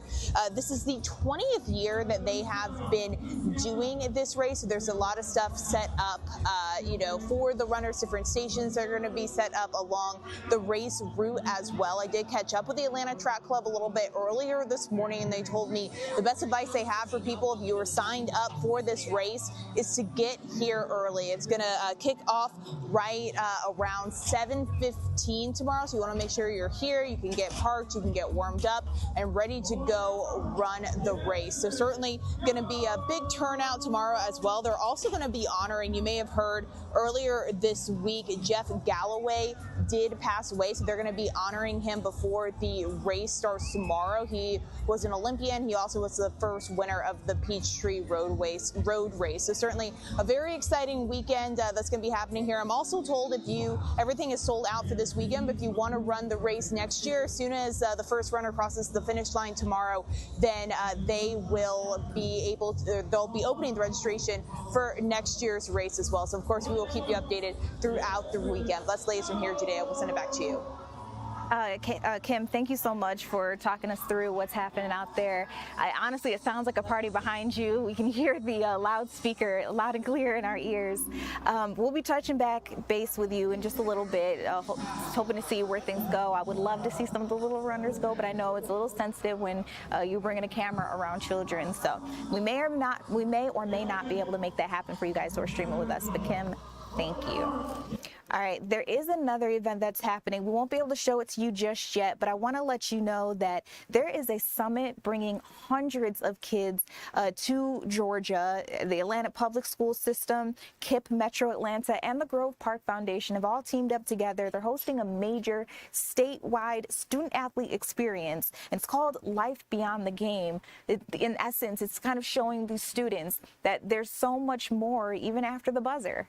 So we'll hopefully be touching base with our Caitlin Pratt out there, talking to us a little more and showing us some of the different ways that they're able to make sure that these kids are ready for the rest of their lives, but maybe even college if that's what they so choose, including financial literacy, character development, ACT, SAT preparation, and then of course touching base on their mental health wellness, because if you're not healthy up here, it doesn't matter how healthy you are right here. All right, so we'll be looking into that in just a little bit, but remember, we are keeping up to date with this breaking news happening across the world right now, but especially here in the U.S. As we know, President Donald Trump has announced that he has teamed up with Israel in order to launch attacks over in Iran. That is affecting airspace, that's affecting us here on the grounds. Politicians are also joining in, but I want to let you listen into a statement that he made on Truth Social. It's about 8 minutes in length. I want to let you listen to the whole thing. He talks about his decision to go ahead and go through with this attack, why he did it, and what he expects to come out of it. Let's listen together. A short time ago, the United States military began major combat operations in Iran. Our objective is to defend the American people by eliminating imminent threats from the Iranian regime, a vicious group of very hard, terrible people. Its menacing activities directly endanger the United States, our troops, our bases overseas, and our allies throughout the world. For 47 years, the Iranian regime has chanted death to America and waged an unending campaign of bloodshed and mass murder targeting the United States, our troops, and the innocent people in many, many countries. Among the regime's very first acts was to back a violent takeover of the U.S. Embassy in Tehran, holding dozens of American hostages for 444 days. In 1983, Iran's proxies carried out the Marine barracks bombing in Beirut that killed 241 American military personnel. In 2000, they knew and were probably involved with the attack on the USS Cole. Many died. Iranian forces killed and maimed hundreds of American service members in Iraq. The regime's proxies have continued to launch countless attacks against American forces stationed in the Middle East in recent years, as well as U.S. naval and commercial vessels and international shipping lanes. It's been mass terror, and we're not going to put up with it any longer.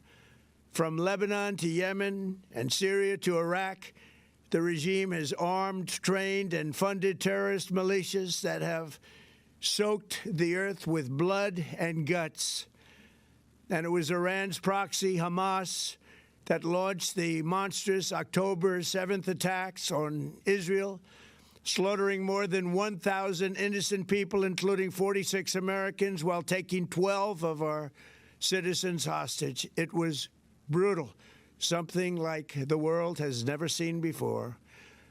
Iran is the world's #1 state sponsor of terror and just recently killed tens of thousands of its own citizens on the street as they protested. It has always been the policy of the United States, in particular my administration, that this terrorist regime can never have a nuclear weapon.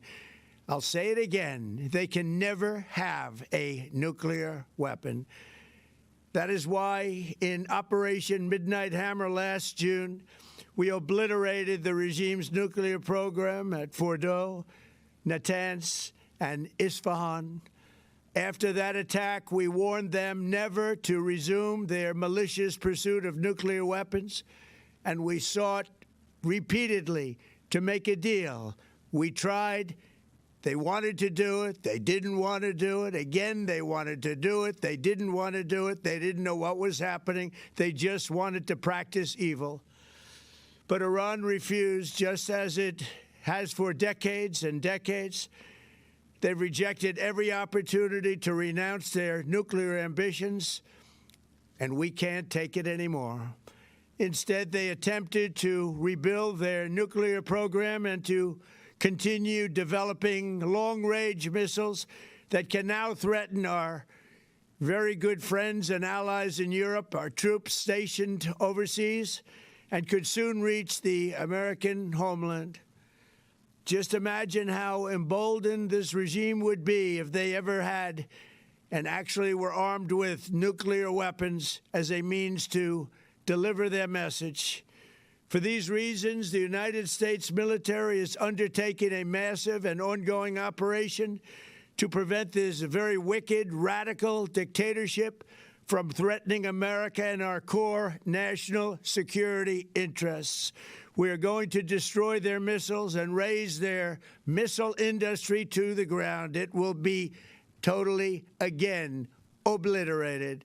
We're going to annihilate their Navy. We're going to ensure that the region's terrorist proxies can no longer destabilize the region or the world and attack our forces and no longer use their IEDs or roadside bombs, as they are sometimes called, to so gravely wound and kill thousands and thousands of people, including many Americans. And we will ensure that Iran does not obtain a nuclear weapon. It's a very simple message. They will never have a nuclear weapon. This regime will soon learn that no one should challenge the strength and might of the United States Armed Forces. I built and rebuilt our military in my first administration, and there is no military on earth even close to its power, strength, or sophistication. My administration has taken every possible step to minimize the risk to U.S. personnel in the region. Even so, and I do not make this statement lightly, the Iranian regime seeks to kill. The lives of courageous American heroes may be lost, and we may have casualties. That often happens in war. But we're doing this not for now. We're doing this for the future, and it is a noble mission. We pray for every service member as they selflessly risk their lives to ensure that Americans and our children will never be threatened by a nuclear-armed Iran.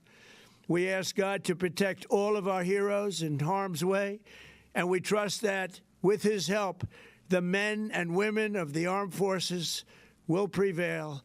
We have the greatest in the world, and they will prevail. To the members of the Islamic Revolutionary Guard, the armed forces, and all of the police, I say tonight that you must lay down your weapons and have complete immunity, or, in the alternative, face certain death. So, lay down your arms. You will be treated fairly with total immunity, or you will face certain death. Finally, to the great, proud people of Iran, I say tonight that the hour of your freedom is at hand. Stay sheltered. Don't leave your home. It's very dangerous outside. Bombs will be dropping everywhere. When we are finished, take over your government. It will be yours to take.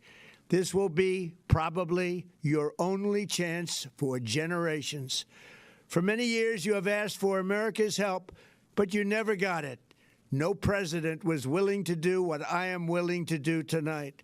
Now you have a president who is giving you what you want. So let's see how you respond. America is backing you with overwhelming strength and devastating force. Now is the time to seize control of your destiny and to unleash the prosperous and glorious future that is close within your reach. This is the moment for action. Do not let it pass. May God bless the brave men and women of America's armed forces. May God bless the United States of America. May God bless you all. Thank you. All right, so you guys were just listening into the president explaining his decision to move forward with these attacks and what he hopes will come out of it. I mean, you heard one of the statements that he said there. It sounded really bold and really harsh, but this is reality of what he's hoping will happen here. It was something along the lines of, you know, you're going to have to duck for cover, but then after this, take up with your government, take over your government. So again, very bold, very harsh statement there, but speaks to how he's hoping that this is an opportunity, I guess, for Iranians to speak up for themselves, decide how they want to be ruled, rather than having the leader in place that they have. Now, I do have some breaking news for you, a breaking update. Just heard that Iran's foreign minister says that the supreme leader and president are alive as far as I know. So remember, we have been talking about the Iranian casualties that may have poured in so far. We've also been talking about the fact that so far I don't believe any Americans have been injured or killed during these attacks.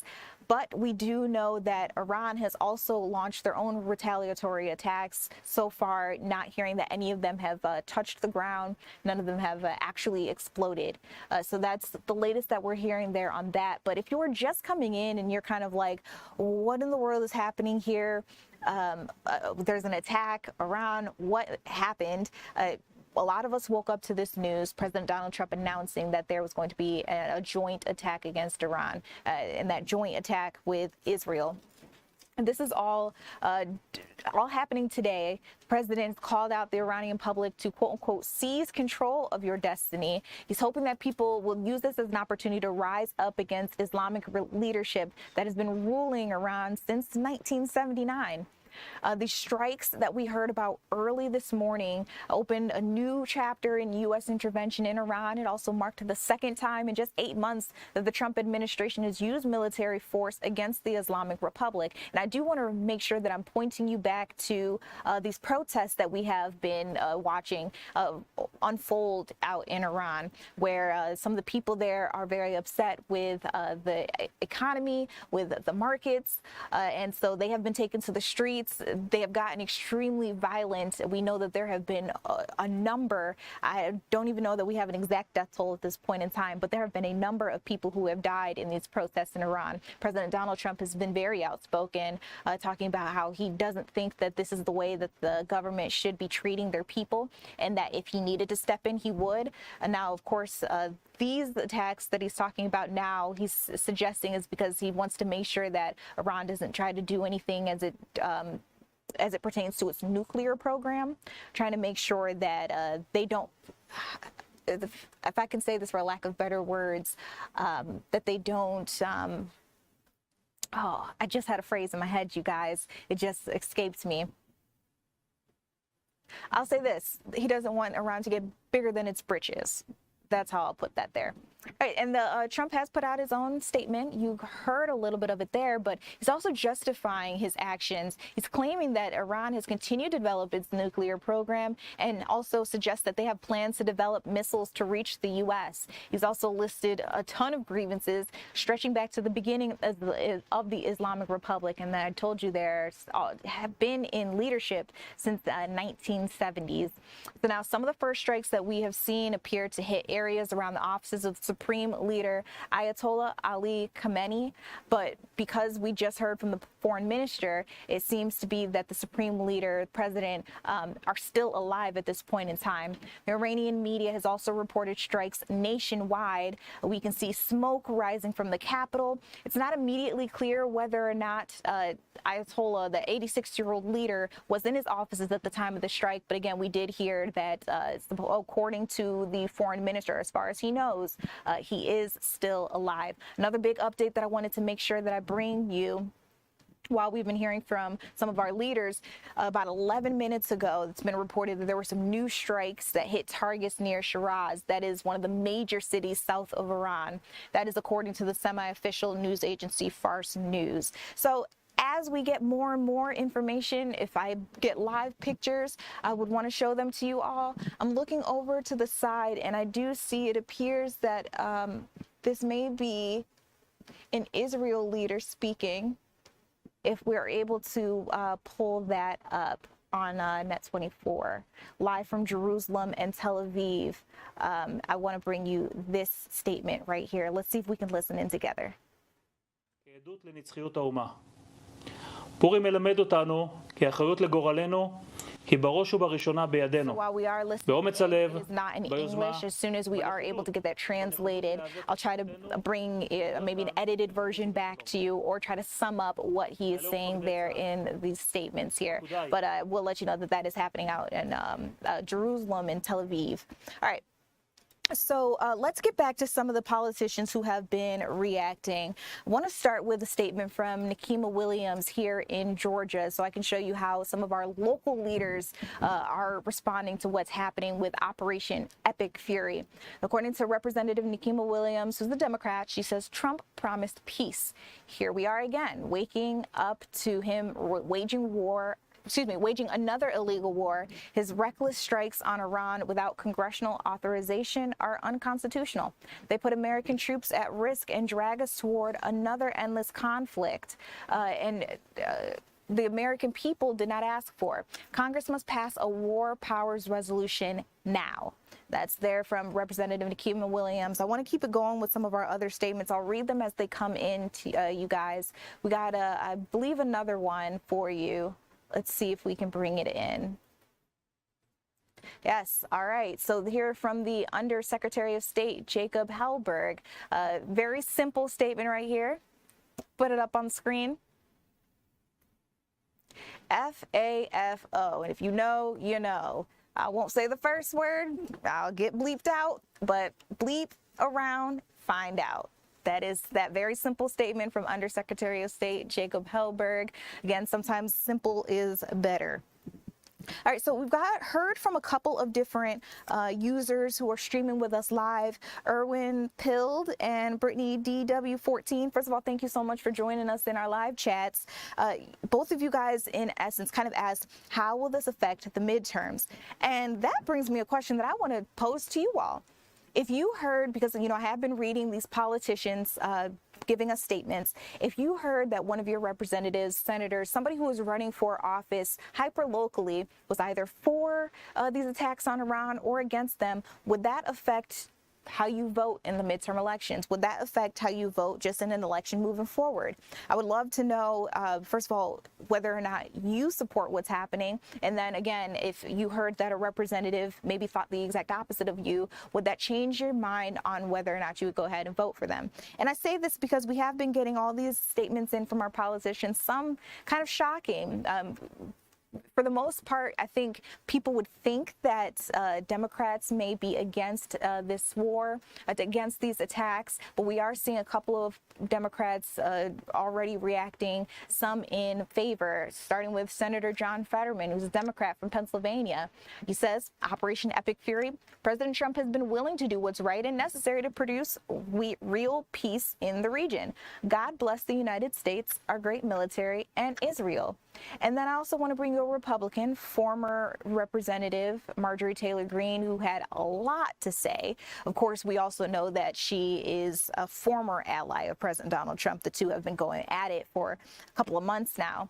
She said, I did not campaign for this. I did not donate money for this. I did not vote for this in elections or Congress. This is heartbreaking and tragic. And how many more innocent will die? What about our own military? This is not what we thought MAGA was supposed to be. Shame. So again, just curious, if somebody decided to come out with a statement that maybe didn't fit the narrative that you thought they would be running with, would that affect how you vote in this upcoming election? And then I do know the big question here is, how will this affect midterms? Next time I'm able to talk to our Fox News correspondent, Rebecca Castor, I may pose this question to her. I feel she will find this interesting as well, because I don't really know the answer to it, to be honest with you all. But when we look at our time, all right, we're going to take a step back. When we come back, though, I want to talk to you about just a couple of our hyper-local headlines. We are going to continue keeping up with this breaking international news, but I also want to make sure that we're touching base with some of the biggest things happening in our area. We'll have more on that when we come back.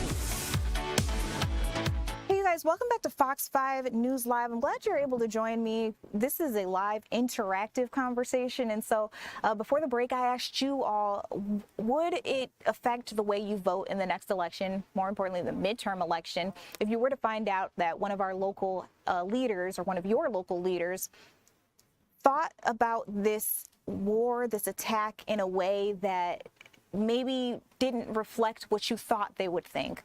So, for example, we've been seeing Republicans suggesting that they are against what's happening. They don't agree with President Donald Trump, which is counterintuitive when you think about it. You would think that they would be aligned with what he has decided to do out in Iran. And then you also look at the other side. We've heard from some Democrats that are like, yes, this is exactly what we need to be doing. He's protecting America. And so just curious if it would affect the way that you decided to vote. So again, I asked, you guys did start answering, and let's go through some of the TikTok ones. I saw it is the bottom versus the top. We must do something. Then I also see the U.S. is meddling too much in the Middle East. All right, we've got some more people chiming in. Someone says the Iranian people asked us to help them, so we're helping them just like Venezuela. We're happy. Another person says, hold on. Personally, no, I still don't approve of this administration. So this is someone who's suggesting that they do not agree with the strikes, these airstrikes that we have heard from so far. Now, while I was prepping this for you all, I heard that we had some breaking news coming from Fox News. I want to make sure that I've got the latest of this. And I want to make sure that I get it right as well. So give me a second to pull it all together.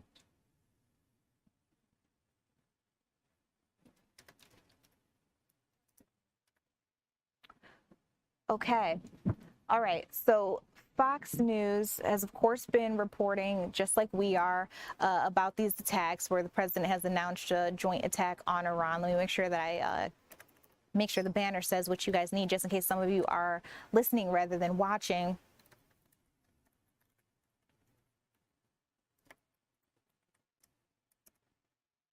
Okay, there we go. Put that up on the screen for you all. While Fox News has also been reporting, just like we are, what's happening out there in Iran. They also say that Iran has launched missiles at Saudi Arabia and Jordan, where the U.S. has squadrons of advanced fighter jets. So very interesting now to hear that Saudi Arabia may have a hat in the ring, which we all maybe weren't necessarily expecting earlier this morning. So that is the latest that's happening in there. If I get an update on how Saudi Arabia is reacting, I will make sure that I bring it to you all as soon as possible. Now, the news does continue at 11. I will just keep things going for you all. So let's skip ahead to what we know now. If you're just now waking up hearing about this, U.S. and Israel have joined forces. They decided to launch an attack against Iran earlier this morning. President Donald Trump made that announcement. This literally happening overnight. So some of us who woke up at 3, 4 o'clock in the morning, was the first thing that we saw. Fox News had a special report on it just after 2 a.m. So we've been keeping up to date with everything that's happening there. Some of the biggest live updates that I can give you before we get out to our Fox correspondent, because there are a couple questions I want to ask her. The latest information that I can give you is, first and foremost, this is a major attack on Iran that we're talking about. President Donald Trump has called this and called on the Iranian public to, quote unquote, seize control of their government. So he is hoping that with these attacks, we heard that it all happened very close to where Supreme Leader Ayatollah Ali Khamenei may have been at the time. He was hoping that that would invigorate the people to push back against their government. He's also hoping that Iran will stand down, knowing now that the U.S. is serious and that they will continue to attack if they don't. This is all as President Donald Trump has hoped that the Islamic leadership would maybe either wane back or just stand down completely. They've been in power, of course, in the Islamic nation since 1979. This would be a new chapter for the U.S. as it pertains to the intervention out in Iran. It's also marked the second time in 8 months that the Trump administration has used military force against the Islamic Republic. And with that being said, I want you to think about the protests that we have been seeing in Iran for months now. We do know that the people out there, they have not been happy with their economy. I do believe that this all began with the markets and seeing some inflation in their pricing. So some of the run-of-the-mill things that you would get from the store, the things that you need for basic survival, skyrocketing in pricing. And so they wanted to make sure that the market leaders were acting for the people and not for the government. There have been so many protests. We know that there was also a media blackout. So there was a point in time where here in the U.S., we actually didn't even know exactly what was going on until we were able to get in touch with some foreign correspondents, some people who were able to get outside of Iran and then send messages back. So it's been a very interesting last couple of months as we try to make sense of this. Now, this morning, we have been seeing smoke clouds over cities. We've been keeping our eyes on Tel Aviv, Jerusalem, just Iran in general. And we know that the Iranian media has reported strikes all across the nation. Again, smoke could even be seen rising from the capital. It wasn't immediately clear whether the 86-year-old leader, Supreme Leader Ayatollah Ali Khamenei, was in his offices at the time of the attack, but we do know that those missiles came very close to where he should have or would have been. Just hours after the strikes, Iran retaliated by firing missiles and drones toward Israel and the U.S. military bases in the region. I want to touch back in with our Fox correspondent in just a little bit. She'll be able to tell us more about what that happened. We have a hit with her at 11:05, so we'll be checking in with her in about 2 minutes. But remember that I was talking about the Iran retaliating. So far, we have heard that Americans were not touched. So far, no casualties on the American side, but there have been quite a few on the Iranian side. So we're keeping up to date with this, trying to hear from the president. He may or may not be scheduled to speak a little later on today about his decision. Of course, he did release that 8-minute long statement from Truth Social that we'll hear from in a little bit as well. But it's possible that we could hear from him live from the White House or just from Washington, D.C. in general. I would love to hear where he's at now with everything that has happened, especially as politicians, both on his side and some politicians who have been very vocally against him, are starting to weigh in. And as we get more pictures, more live videos, I'll try to show you what's happening out there on the grounds. We know that about 30 minutes ago, there was a new strike that hit some targets near Shiraz, which is a major city south of Iran. So again, keeping up to date on some of the biggest updates in this. There's so much information that is coming out that it's kind of hard to comb through all of it with you all, but I'm trying my best, so appreciate it. Again, we know that in just a little bit, we'll be able to hear from our Fox News correspondent, Rebecca Castor, hopefully being able to get out to her in the next couple of minutes. I'm hearing now from one of her producers, so maybe that'll be able to happen. If she can give me a thumbs up on the side of the screen when she's ready, that'll be great. All right, we can get right out to her. Reporting for us live from Washington, D.C., let's hear from Rebecca. Rebecca, before you get into your spiel, I want to ask you this. Maybe you know the answer. Maybe you don't have your own ideas just yet. Some of our viewers on TikTok wanted to know how this attack could potentially affect the midterms. Would it have an impact? So with that in mind, I just wanted to keep that in mind. We'll talk about it in a minute. But what's the latest of what has happened in Iran?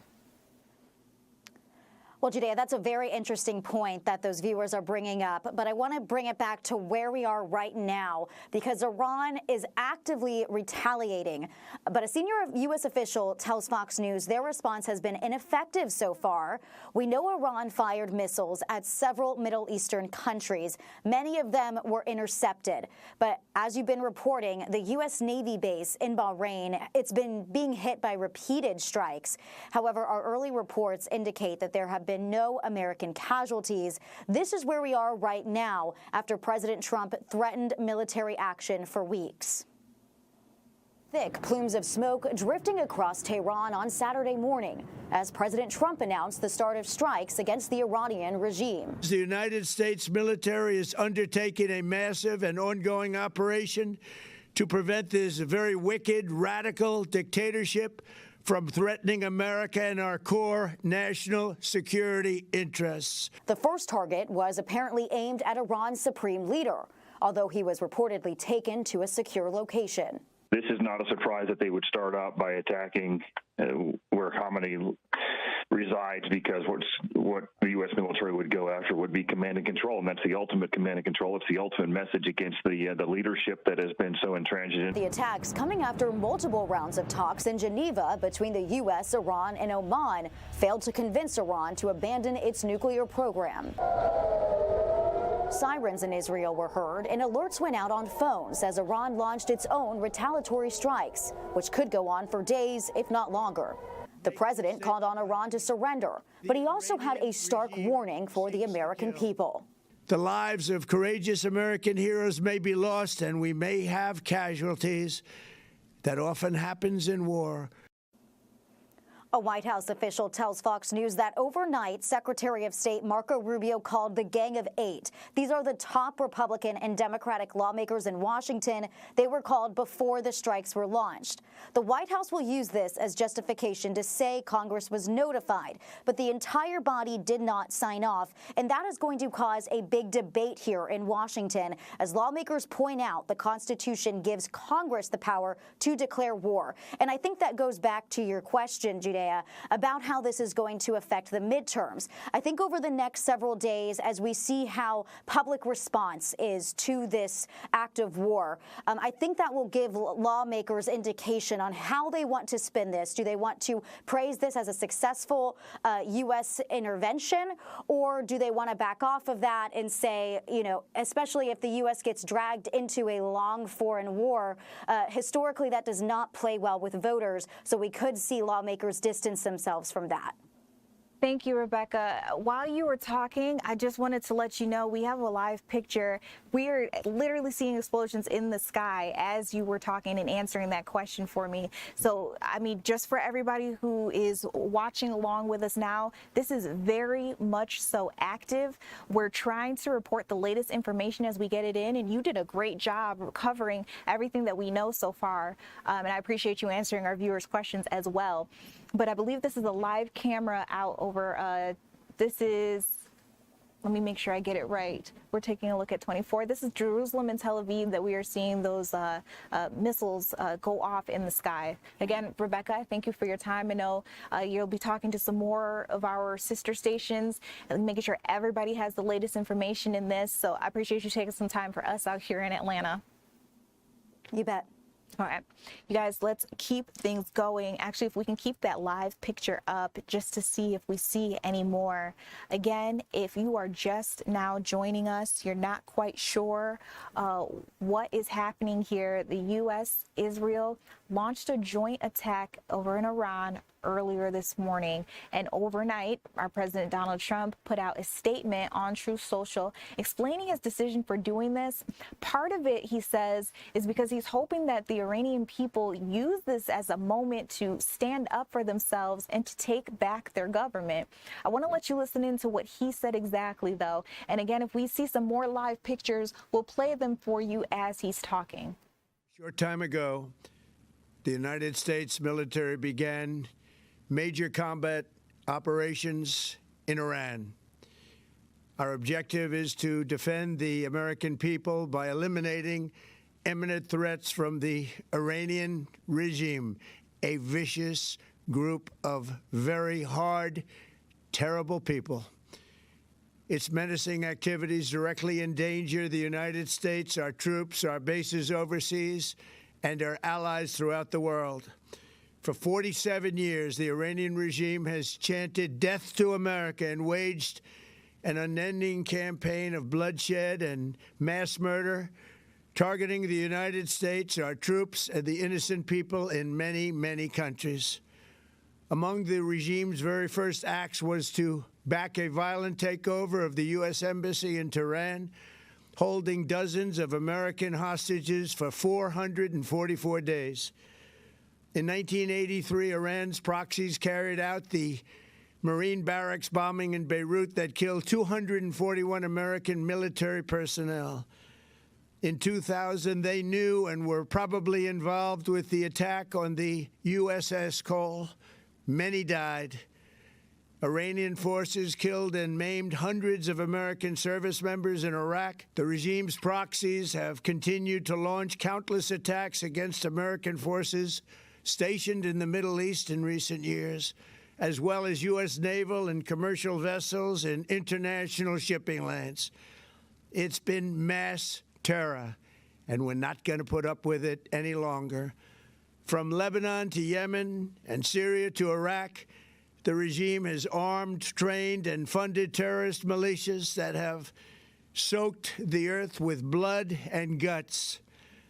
And it was Iran's proxy, Hamas, that launched the monstrous October 7th attacks on Israel, slaughtering more than 1,000 innocent people, including 46 Americans, while taking 12 of our citizens hostage. It was brutal, something like the world has never seen before. Iran is the world's #1 state sponsor of terror and just recently killed tens of thousands of its own citizens on the street as they protested. It has always been the policy of the United States, in particular, my administration, that this terrorist regime can never have a nuclear weapon. I'll say it again, they can never have a nuclear weapon. That is why in Operation Midnight Hammer last June, we obliterated the regime's nuclear program at Fordow, Natanz, and Isfahan. After that attack, we warned them never to resume their malicious pursuit of nuclear weapons, and we sought repeatedly to make a deal. We tried. They wanted to do it. They didn't want to do it. Again, they wanted to do it. They didn't want to do it. They didn't know what was happening. They just wanted to practice evil. But Iran refused, just as it has for decades and decades. They've rejected every opportunity to renounce their nuclear ambitions, and we can't take it anymore. Instead, they attempted to rebuild their nuclear program and to continue developing long-range missiles that can now threaten our very good friends and allies in Europe, our troops stationed overseas, and could soon reach the American homeland.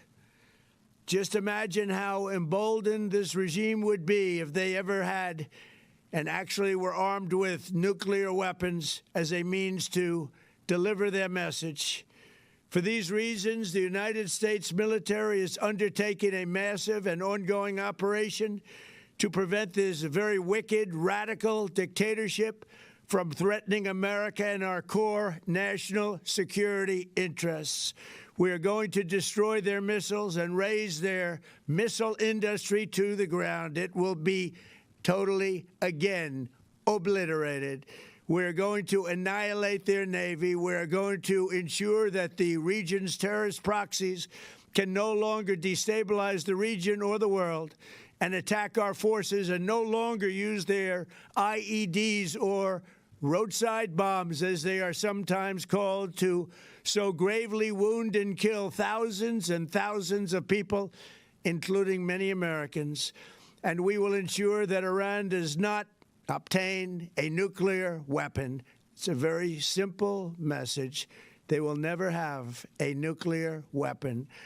This regime will soon learn that no one should challenge the strength and might of the United States Armed Forces.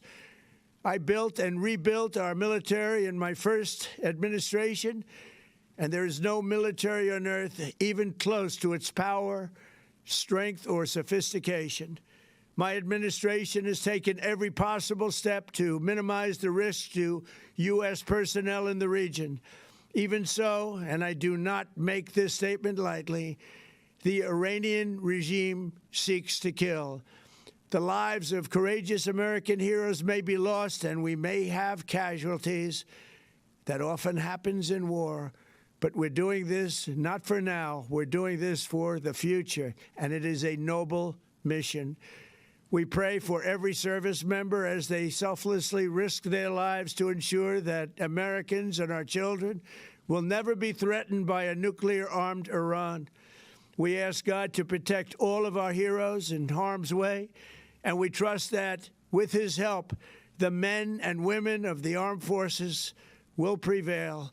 We have the greatest in the world, and they will prevail. To the members of the Islamic Revolutionary Guard, the armed forces, and all of the police I say tonight that you must lay down your weapons and have complete immunity, or, in the alternative, face certain death. So, lay down your arms. You will be treated fairly with total immunity, or you will face certain death. Finally, to the great, proud people of Iran, I say tonight that the hour of your freedom is at hand. Stay sheltered. Don't leave your home. It's very dangerous outside. Bombs will be dropping everywhere. When we are finished, take over your government. It will be yours to take. This will be probably your only chance for generations. For many years, you have asked for America's help, but you never got it. No president was willing to do what I am willing to do tonight. Now you have a president who is giving you what you want. So let's see how you respond. America is backing you with overwhelming strength and devastating force. Now is the time to seize control of your destiny and to unleash the prosperous and glorious future that is close within your reach. This is the moment for action. Do not let it pass. May God bless the brave men and women of America's armed forces. May God bless the United States of America. May God bless you all. Thank you. All right, so you just heard it there from our president, Donald Trump. That was a statement that he released on Truth Social a little earlier today and explained the decision to go ahead and join Israel with these attacks against Iran, which we are now also hearing that some other nations have voiced where they are in this fight. I'll be talking about that in a second, but I did want to touch base with you that the videos that you saw while the president was speaking, we saw families evacuating the different areas where we saw missiles coming in. You could see smoke rising off of the buildings out there. You also saw the military on the grounds trying to get people out. And of course, we are also seeing a couple of strikes in Iran as well. So this is all that we've been showing you while the president was speaking, just so you have an idea of everything that took place this morning. You saw that big explosion there, all unfolding as we speak. Now, a couple of big updates that I want to bring you all, because again, I told you as soon as stuff came in, I would let you know. So first, I mentioned that some other nations are kind of talking about where they are in this fight. So we heard from Prime Minister Mike Carney we heard from the Prime Minister in the UK suggesting that Iran needs to stand down, that it would only get worse if they did not. So it seemed that he was voicing his approval with this decision from the President Donald Trump and from Israel with Benjamin Netanyahu. We're also seeing that Pakistan is condemning the attacks on Iran and their retaliatory strikes. So they're suggesting that both sides are not correct in this, no one's in the right, and that this all needs to end, that there doesn't need to be a war. That's all coming from Pakistan as we speak. I can get into a little bit more of what they said in just a second, but I want to get you all of these nations as they've been coming in. We also, there's another one that I wanted to get you all here. Canadian Prime Minister Mike Carney also speaking up, and you know, he's been an outspoken critic of President Donald Trump, but maybe to your surprise is suggesting that he was in the right with this. He's expressed support for Operation Epic Fury. Prime Minister also noted that despite repeated warnings from the international community, Iran has neither fully dismantled its nuclear program nor halted all enrichment activities, nor ended its support for regional terrorist proxy groups. So in Carney's kind of what he's trying to say here is that this was only inevitable. He goes on to say, and this is a quote, "Canada stands with the Iranian people in their long and courageous struggle against Iran's oppressive regime. Canada reaffirms Israel's right to defend itself and to ensure the security of its people." This is all put in a statement that was released on X.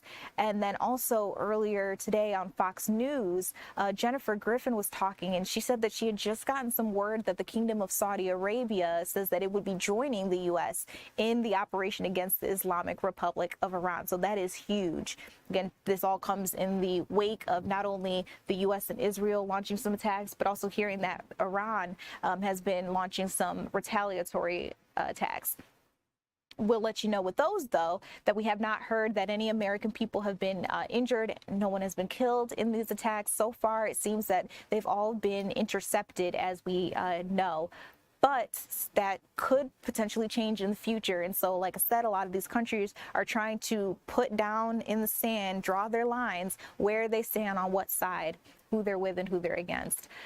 We also know that there's been some drone targeting Kuwait's main airport. And we'll be touching base with our meteorologist, Alex Forbes, who's normally looking at the skies because he's looking at the weather. But today he's looking at the skies, looking at some of the trackers, looking at the airspace to determine how the flights are being impacted as all of this goes down. So the last thing that I just told you about 4 minutes ago, we got this in that a drone has targeted Kuwait's main airport.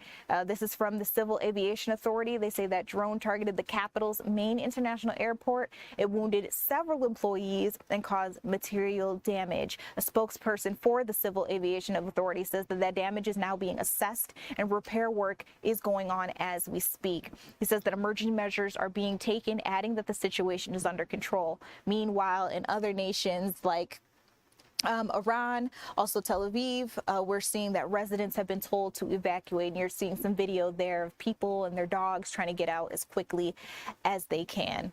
So this is all what's unfolding right now before our very eyes. I'm trying to bring you the very latest as we get it in here. I know you guys are very interested in knowing what's happening here. When we come back, we'll touch base with our meteorologist, as I just told you about, but not for the weather. We're going to take a look at what's going on in our airspace. We'll be right back.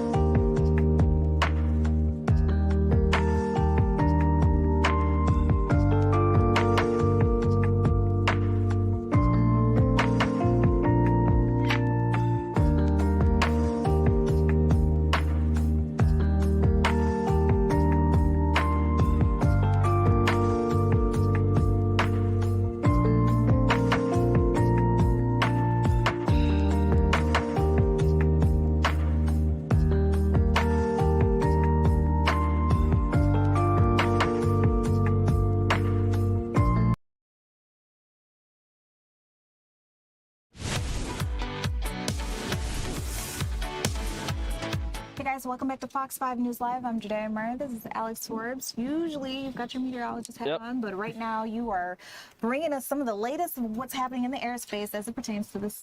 Right.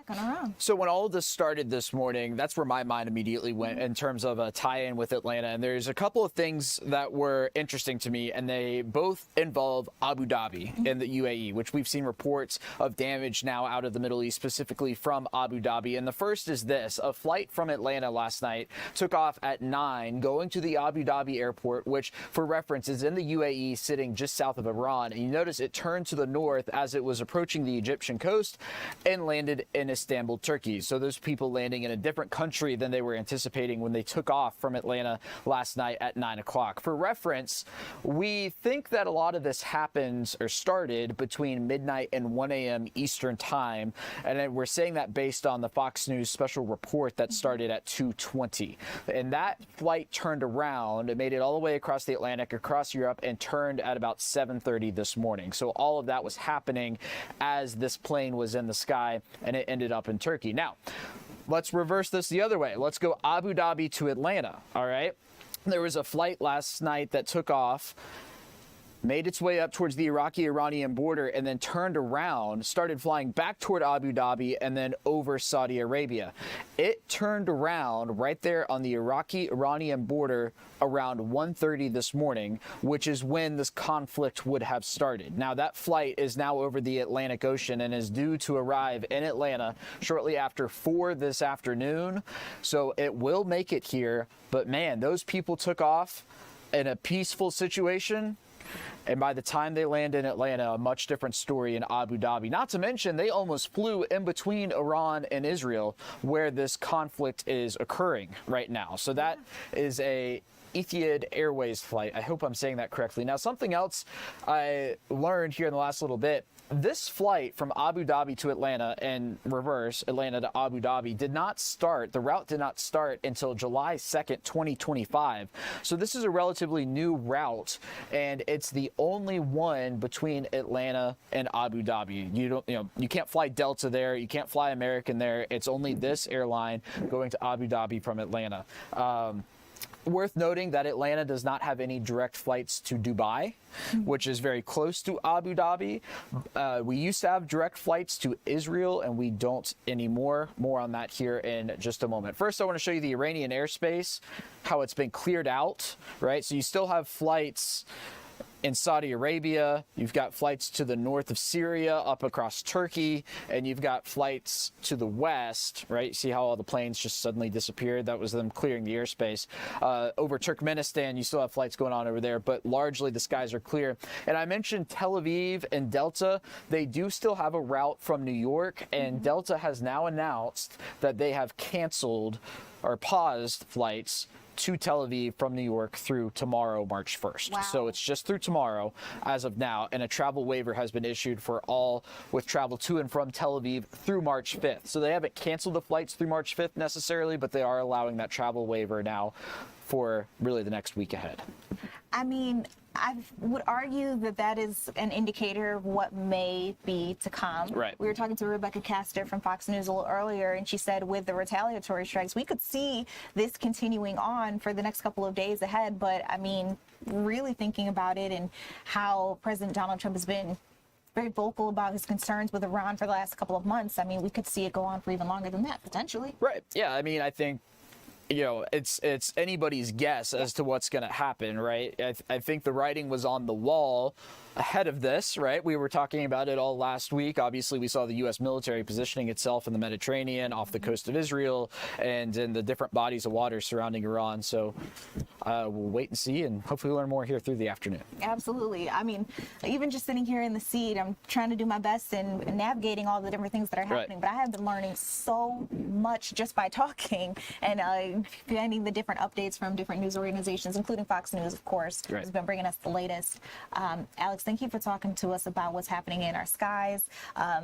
Looking forward to seeing those passengers on the ground around 4 something. Yeah, just after 4. So they'll obviously have to go through customs and all of that. So, hopefully we'll be able to hear from them maybe in the 5 o'clock hour, fresh off the plane from the conflict region. Yeah. But it wasn't a conflict region when they left. No. I mean, thinking about it too, you mentioned that flight path that we were looking at, that was fairly new. You said July 2025, yes, right? Yep. And so thinking about it, I mean, some of those passengers may be just excited for the fact that they could make this kind of straight flight. And you're up in the skies. Everybody, I don't know about you, I do my prayers before I go up in the skies. And then potentially maybe you look out your window and you see something crazy. We don't know that they saw what was happening, but...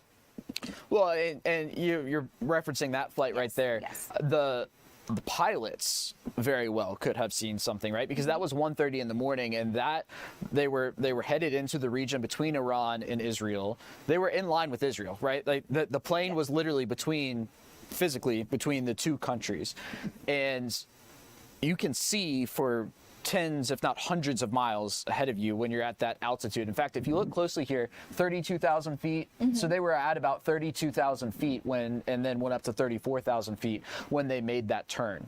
So I don't know how far you can see at 32,000 feet, but I know it's a long ways, and they would have been looking over that landmass in between them. So while the passengers might not have seen anything, or maybe they did, the pilots, I think, would be in prime position to do that, especially with the timing of this, right around 1:30 in the morning. Yeah, well, the clock is ticking. Would love to hear from those passengers. If you know a loved one who was on this flight and would like to tell them that they should reach out to us, again, we would love to hear from them directly of what they may have or may not have witnessed. Maybe they were asleep on the flight and you never knew a thing. Exactly. And maybe they don't have Wi-Fi on the flight and still don't know right now. Yeah. You never know. All right, you guys, we'll be touching base back with Alex in just a little bit, but I was really appreciative for the way that you were able to help us break this down. I want to answer some of the questions you guys are bringing us in our live chats. In the meantime, let's take a live look over Tel Aviv if we can. One of the big questions that a lot of people had was, isn't this Ramadan for a lot of people in the area? And the answer is yes. The U.S. and Israel did launch this joint attack, as many Muslims in the country there in Iran have been observing the holy month of Ramadan. We know that Ramadan is a very sacred month for Muslims, and it's part of the Islamic calendar. It's the time of year when the people will go on fasts. They'll be, we're now taking a look at some video. We had the live picture. We're taking some look at some video where you can see smoke coming through the Capitol and whatnot.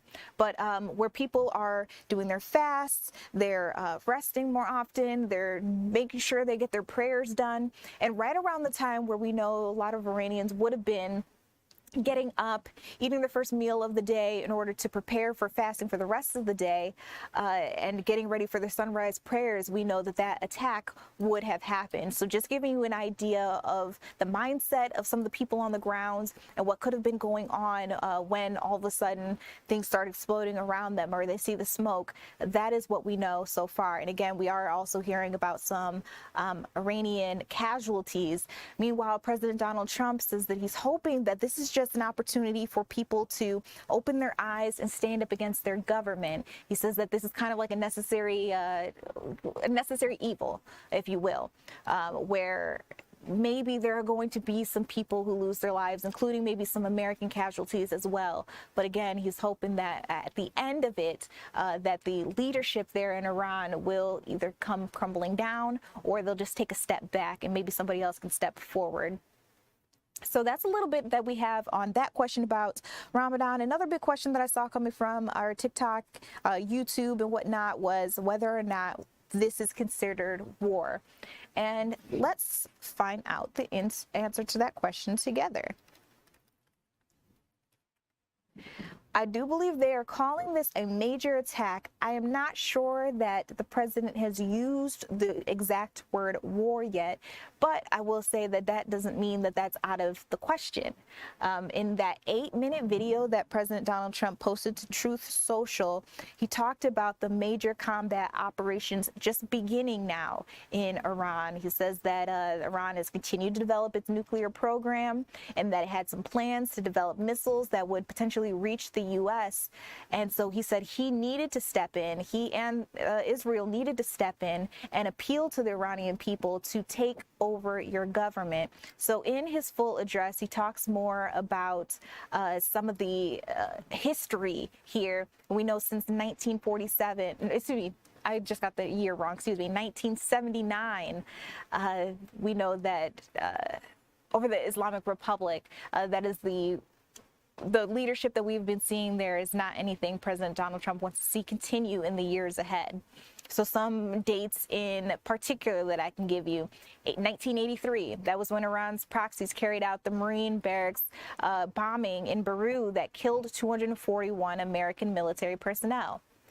Back in 2000, it's possible that they were involved with an attack on the USS Cole, where many people died. Iranians forced and killed and maimed hundreds of American service members in Iraq.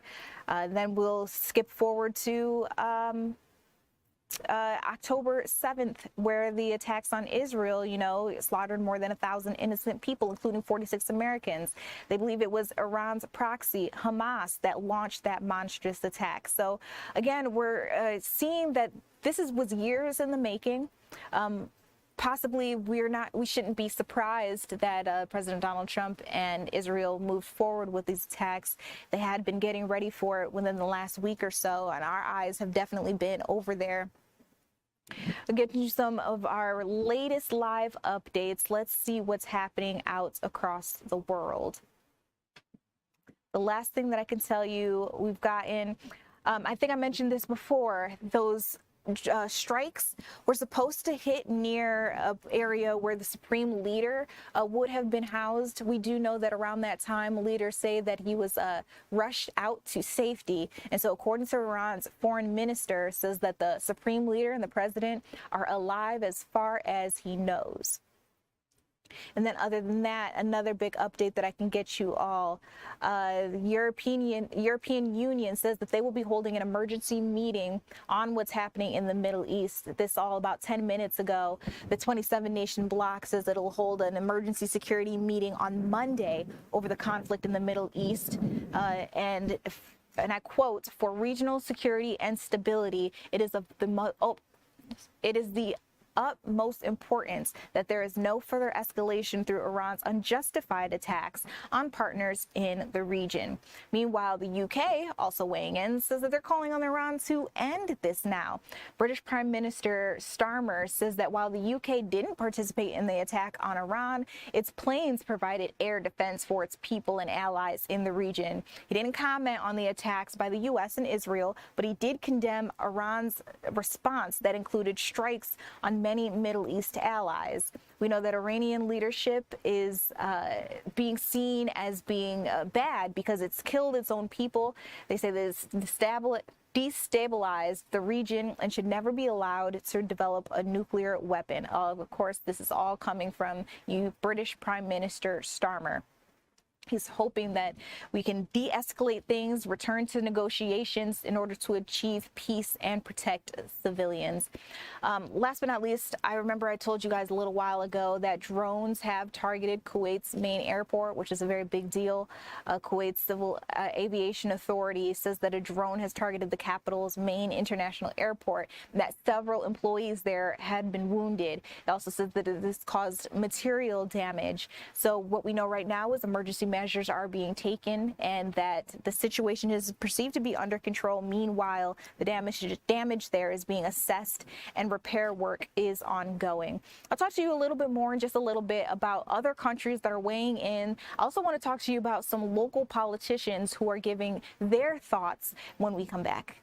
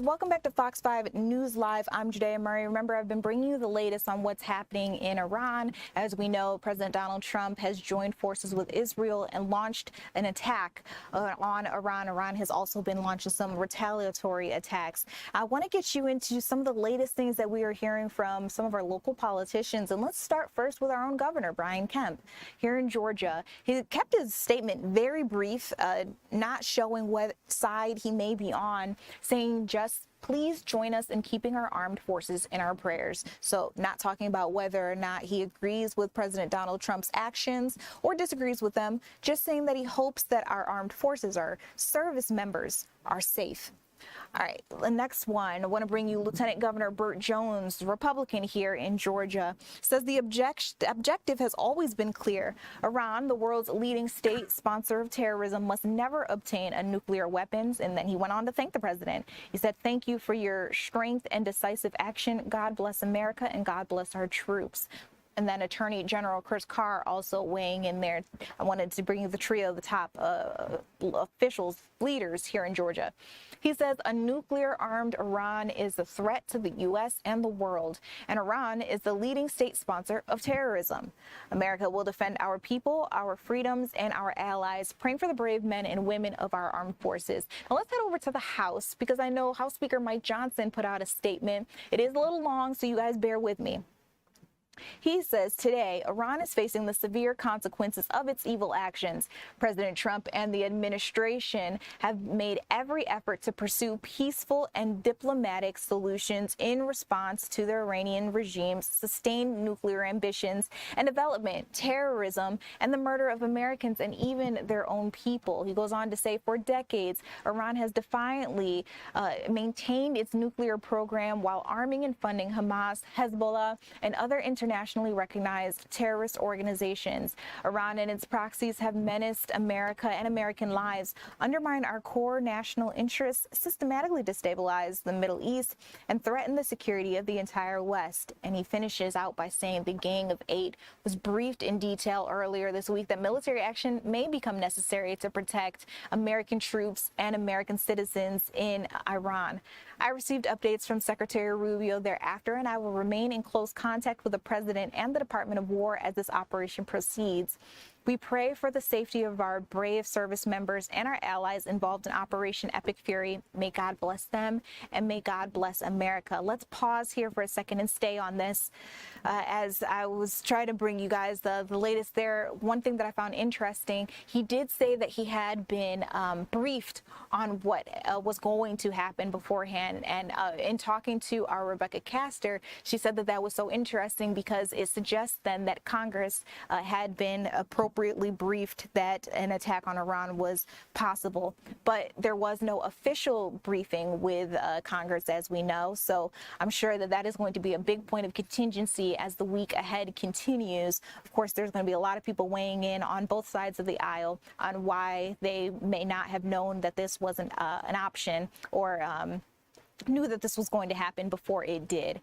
All right, so there are a couple of other officials that I want to get you out to. I actually think that I just saw one come in from Press Secretary Caroline Leavitt. Let's read that one for you all. She says, President Trump monitored the situation overnight at Mar-a-Lago, and alongside members of his national security team, the president spoke with Prime Minister Netanyahu by phone. Now, prior to the attacks, Secretary Rubio called all members of the Gang of Eight to provide congressional notification, and he was able to reach and brief 7 of the 8 members. The president and the national security team will continue to closely monitor the situation throughout the day.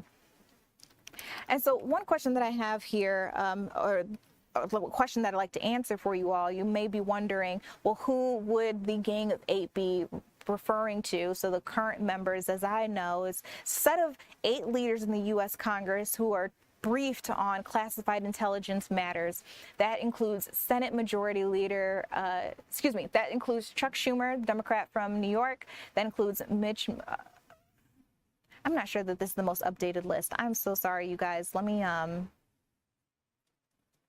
take a step back for you all. I will get you the correct answer in just a second.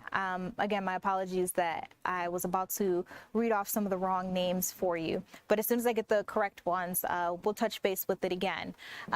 But one of the names that I did say, Chuck Schumer, I know that he has put out a statement that I'd like to pull up for you guys. Again, he is a Democrat from New York, the Senate Majority Leader, and I'm hoping that we'll be able to, Senate Minority Leader. When I talked to Secretary Rubio, I implored him to be straight with Congress and the American people about the objectives of these strikes and what comes next. Iran must never be allowed to attain a nuclear weapon, but the American people do not want another endless and costly war in the Middle East when there are so many problems at home. He also goes on to say the administration has not provided Congress and the American people with critical details about the scope and immediacy of the threat. Confronting Iran's malign regional activities, nuclear ambitions, and harsh oppression of the American people demands American strength, resolve, regional coordination, and strategic clarity. Now, unfortunately, he goes on to say, President Trump's fitful cycles of lashing out and risking wider conflict are not a viable strategy. Continues to say the administration must brief Congress, including an immediate all senators classified briefing and in public testimony to answer these vital questions. The Senate should quickly return to session and reassert its constitutional duty by passing our resolution to enforce the, and I missed the end of that statement there, but okay, there we go. By passing a resolution and enforce the War Powers Act. My prayers are with our brave American service members. So that is Senate Minority Leader Chuck Schumer, a Democrat from New York, speaking there. Okay, so remember I was just talking about the Gang of Eight, the people who are briefed when classified information needs to be put out to Congress before talking to all members of Congress. So the 8 people included there, as we know, that would include Rick Crawford from Arkansas. That would include Jim Himes from Connecticut, Tom Cotton from Arkansas as well, Mark Warner from Virginia, Mike Johnson, the House Speaker, Hakeem Jeffries, the Minority Speaker, and then John Thune, the Senate Majority Leader, and Chuck Schumer, the Senate Minority Leader. 3, 4, 5, 6, 7, 8. That's our 8. All right, so you guys, that is who is part of the Gang of Eight from this current Congress. Those are the people who are briefed, the people that, according to the president, according to the press secretary, Caroline Leavitt, were made aware that these attacks could potentially be possible in the next couple of days. It's unclear if they knew they were going to happen exactly today. But again, the rest of Congress not knowing, that's going to be an interesting conversation to have in the week ahead. People wondering why they weren't briefed. Should they have been briefed? Was this something that everybody should have been made aware of before it happened? Or was it classified and therefore not everybody should have been privy to this information? Again, really interesting. We'll keep our eyes on it and be able to bring you the latest. Listen, we're going to take a step back. When we come back, I may be able to play for you all a statement from the president. I'm still hoping that any moment now, maybe we could potentially hear an update from him on what happened today. But if not, I'll be able to play for you what he put out on Truth Social a little earlier. We'll be right back.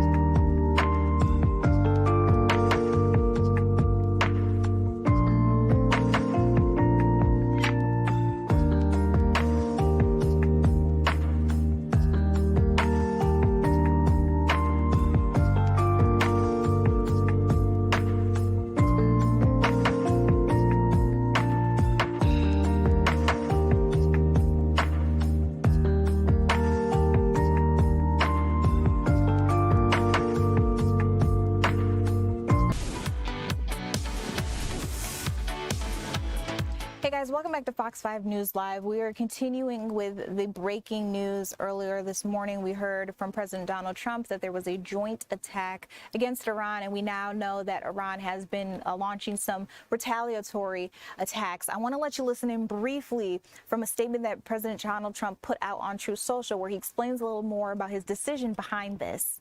A short time ago, the United States military began major combat operations in Iran.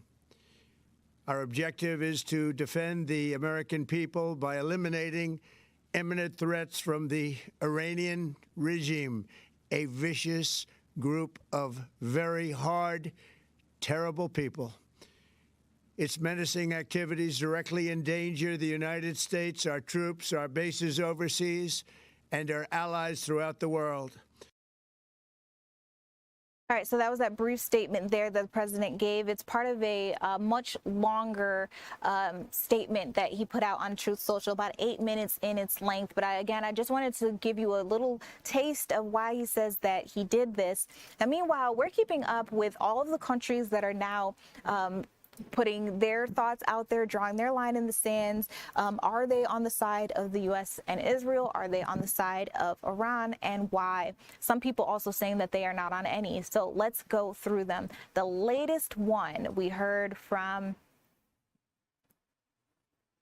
Hold on. I'm sorry, you guys. Before I give you that, I just heard that there were more blasts heard in Iran's capital. At least 3 seconds of explosions have been heard in the northern part of Tehran. This is all according to some witnesses there on the ground.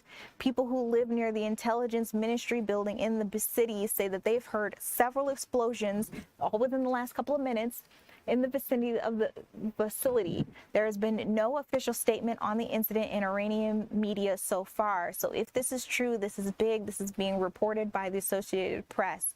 Witnesses are also reporting that air defense systems have begun operating in the area, which means they're hearing those sirens nearby. So again, that is huge. That came in just a couple of seconds ago. I'm sorry, I had to bring that to you all first. All right, now let's get into the other countries as they are putting out their own statements. All right, so first, Argentina. Argentina has increased its security level amid these attacks. They say they don't want to be next. They don't want to be a part of any of this. President Javier Milei has raised Argentina's security level to high in response to the developments that are going on out there in the Middle East. Now, that statement notes that the measure covers, and I quote, all of the sensitive objectives of the country, including the Jewish community and the critical infrastructure. The alert protocol has also been activated along the country's borders. All right, let's move on to Morocco. They have denounced Iran for attacking Gulf nations. Morocco was one of 4 countries to normalize ties with Israel in 2020 under the Trump-brokered Abraham Accords. They've joined other Arab nations in condemning Iran for striking Gulf states while remaining silent on the Israeli and U.S. attacks on Iran. The North African Kingdom's foreign ministry said in a statement that it decried the abject Iranian missile attack that violated the integrity and security of brotherly Arab states. Another area weighing in, we're hearing from the European Union. They say that they'll be holding an emergency meeting on Monday, this all over the conflict in the Middle East. They say that it is the utmost importance that there is no further escalation through Iran's unjustified attacks on partners in the region. And then, of course, earlier today, we heard from UK Prime Minister Starmer. He says that while the UK didn't participate in the attack on Iran, its planes provided air defense for its people and allies in the region. They say they've stepped up protections from British bases and personnel to their highest level. He did not comment on the attacks by the U.S. and Israel, but he condemned Iran's response that included strikes on many Middle East allies. The Iranian leadership has killed its own people, according to Starmer. He says they've destabilized the region and should never be allowed to develop a nuclear weapon again. He also urged de-escalation as things continue in the days ahead. We've heard from some of our reporters who have been covering this that it's possible that for the next couple of days, this could be the running headline as we may see more attacks, especially knowing that Iran is fighting back. So in addition, I want to bring you guys this drone targeting Kuwait's main airport. We're also hearing from the Civil Aviation Authority out in Kuwait. This is a drone targeted the capital's main international airport, wounded several employees, and caused material damage. Right now, we know the damage is being assessed and repair work is ongoing. They say they've also taken some emergency measures, calling this situation at this point in time to be under control. Pakistan weighing in, condemning the attacks on Iran and its retaliatory strikes. They've condemned Israeli and U.S. attacks on Iran and also denounced Iranian strikes against Saudi Arabia, Jordan, Bahrain, Kuwait, Qatar, and Qatar. I just missed my place. Long story short, they kind of are on both sides, saying that there should not be attacks on either side, making sure that everyone knows that they are kind of in the middle grounds here, that no one should be attacking anyone at this point in time. The Pakistani Foreign Ministry said in a statement that the attacks on Iran came at a time when, and I quote, diplomatic efforts were underway to reach a peaceful and negotiated solution. They also warned that such actions could undermine regional peace and stability with far-reaching consequences. So very big deal out there. And we also know that here on the home front here in the U.S., some Democrats are weighing in. Not many that we have seen from so far. We've mostly been getting some statements in from Republicans, but we're hoping to bring you some of those in the coming moments. All right, it's that time now. We need to take a step back. When we come back, though, I'll keep talking to you about how some countries are weighing in, where they stand, and what's happening out there in the Middle East. We'll also be touching base with our meteorologist, Alex Forbes, who's keeping his eyes on the skies, not for the weather here in Georgia, but looking at the airspace, what's happening, as we know that coming up soon we'll be potentially hearing from some passengers coming into the airport here in Atlanta. They would have just gotten off their flight around 4 o'clock and may have seen what took place over Iran, at least between Iran and Israel. So we'll touch base on all of that when we come back.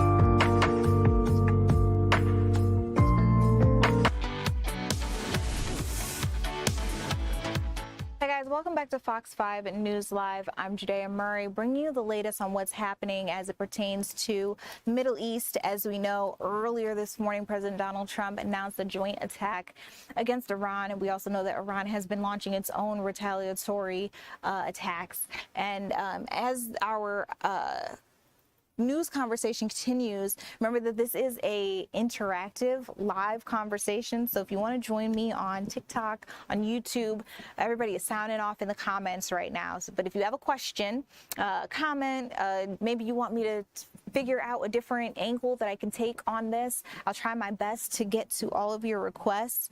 Again, there are a lot of people responding in the chats as we speak, so it's a little hard to keep up with all of you, but I'm going to try my best. All right, so one big thing that I want to get into is what exactly is happening here. Just in case you woke up to this news, it's 12 o'clock now, maybe you're just getting out for your day, but if you're just now hearing that this happened, the U.S. Israel, they've begun major combat operations, according to our president, out there in Iran. Iran has responded by firing drones, missiles, and the sort into Israel with American targets. So far, we do know that no Americans have been injured, nobody has been killed during these attacks, but there have been quite a few Iranian casualties, as we've heard so far. Right now, again, there's been no immediate word of any casualties on the American side. We'll be checking in with some of our live updates from Fox News and the Associated Press as this hour continues, so you guys don't go anywhere. We've got a lot to bring you. Let's talk about some of the nations that have been reacting. We've heard from quite a few already. I want to make sure I've got a banner up here that reflects that, just in case any of you guys are listening in and not, reading and not necessarily able to hear me. Okay, so let's go over some of the latest countries. Like, I think the last one I went over was Pakistan, who's condemned attacks on Iran and the retaliatory strikes. So they want to be clear, they're not taking anybody's side on any which way. They are condemning both sides. So they have said that the Israeli and U.S. attacks on Iran are wrong, but they're also saying the Iranian strikes against Saudi Arabia, Jordan, Bahrain, Kuwait, Qatar, and the United Arab Emirates, the UAE, also wrong. Pakistani Foreign Ministry said in a statement that the attacks on Iran came, and I quote, at a time when diplomatic efforts were underway to reach a peaceful and negotiated solution, and warned that such actions could undermine regional peace and stability with far-reaching consequences. It also condemned the death of Pakistani national in the UAE during the attacks. And so that actually, I think, is a new bit of this that we didn't have just yet, that there was the death of a Pakistani national. I'll be looking that up and seeing what else I can find on it for you all. In the meanwhile, we've seen some videos too that show blasts of Bahrain's National Security Agency. It was being struck by an Iranian missile. We've got plenty of videos that show you some of those drones or strikes exploding in the skies. If at some point we can show you some of those. Yeah, you've got the missile launchers in Western Iran right there on your screen. There's going to be a big one in just a second.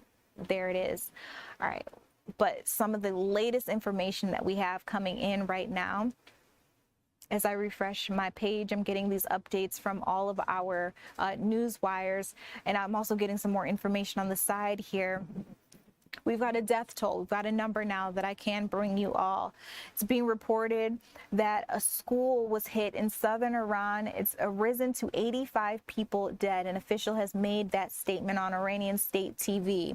So we're now getting some of these numbers into the newsroom. Again, a death toll from a strike that hit a school in southern Iran has risen to 85 people. That's according to an Iranian state TV station that has put that information out. We've also been hearing from some officials, leaders, both nationally and here in Georgia. I want to get you to a statement before we get into some of those statements from those leaders. I do need to tell you, I was trying to determine when we could potentially hear from President Trump. Of course, he made this announcement via Truth Social in an 8-minute clip. But I was hoping we would hear from him live today. Now, according to Fox News, the president may or may not decide to address the nation again today. But if he did, it would probably happen sometime this afternoon. So, going to keep our eyes on it.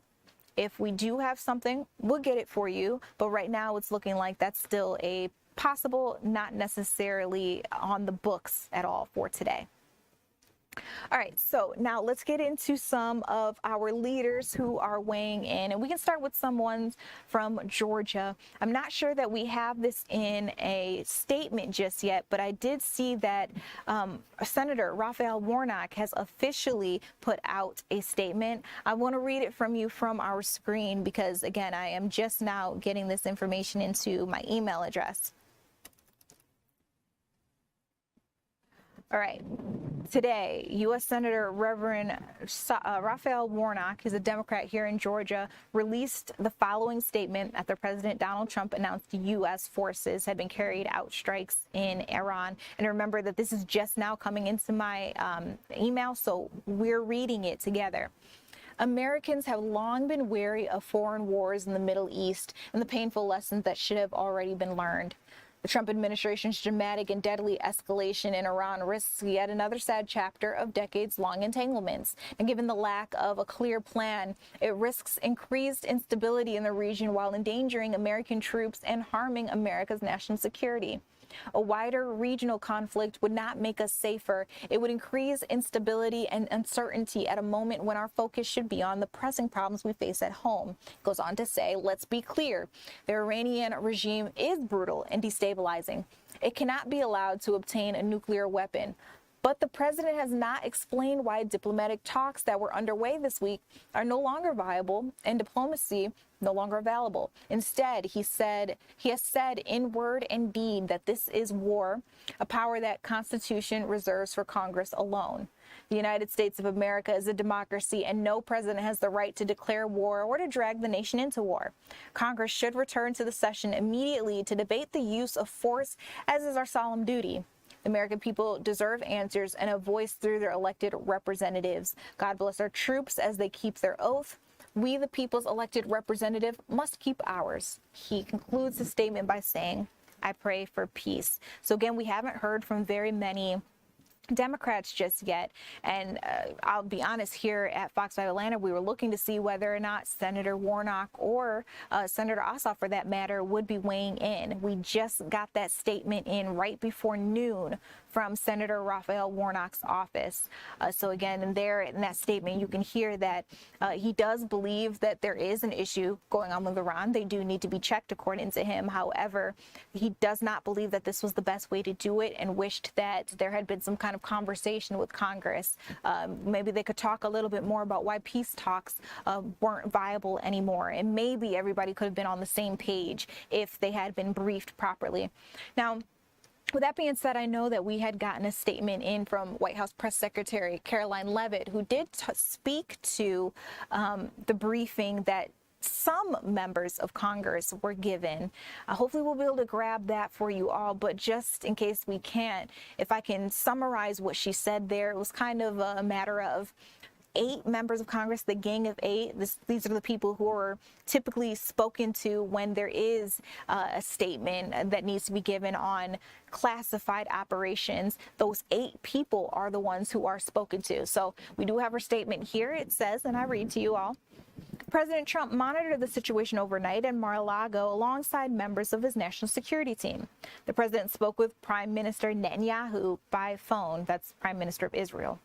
Prior to the attacks, Secretary Rubio called all members of the Gang of 8 to provide congressional notification, and he was able to reach and brief 7 of the 8 members. The president and his national security team will continue to closely monitor the situation throughout the day.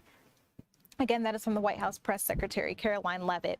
And with her saying that, I mean, I feel the only way moving forward with this operation, with people to feel comfortable with what's happening here, although there are quite a few Congress members who have already weighed in and say that they 100% back what the president has decided to do. But I think the way to make everybody feel more comfortable would be to have a bigger press conference, a joint statement from the president, not just what he put out on Truth Social, but maybe an area where he could have the press be able to ask him questions. And maybe that would make the Congress members feel a little better. Also, of course, briefing all of Congress now on what took place, I think would be the best course of action.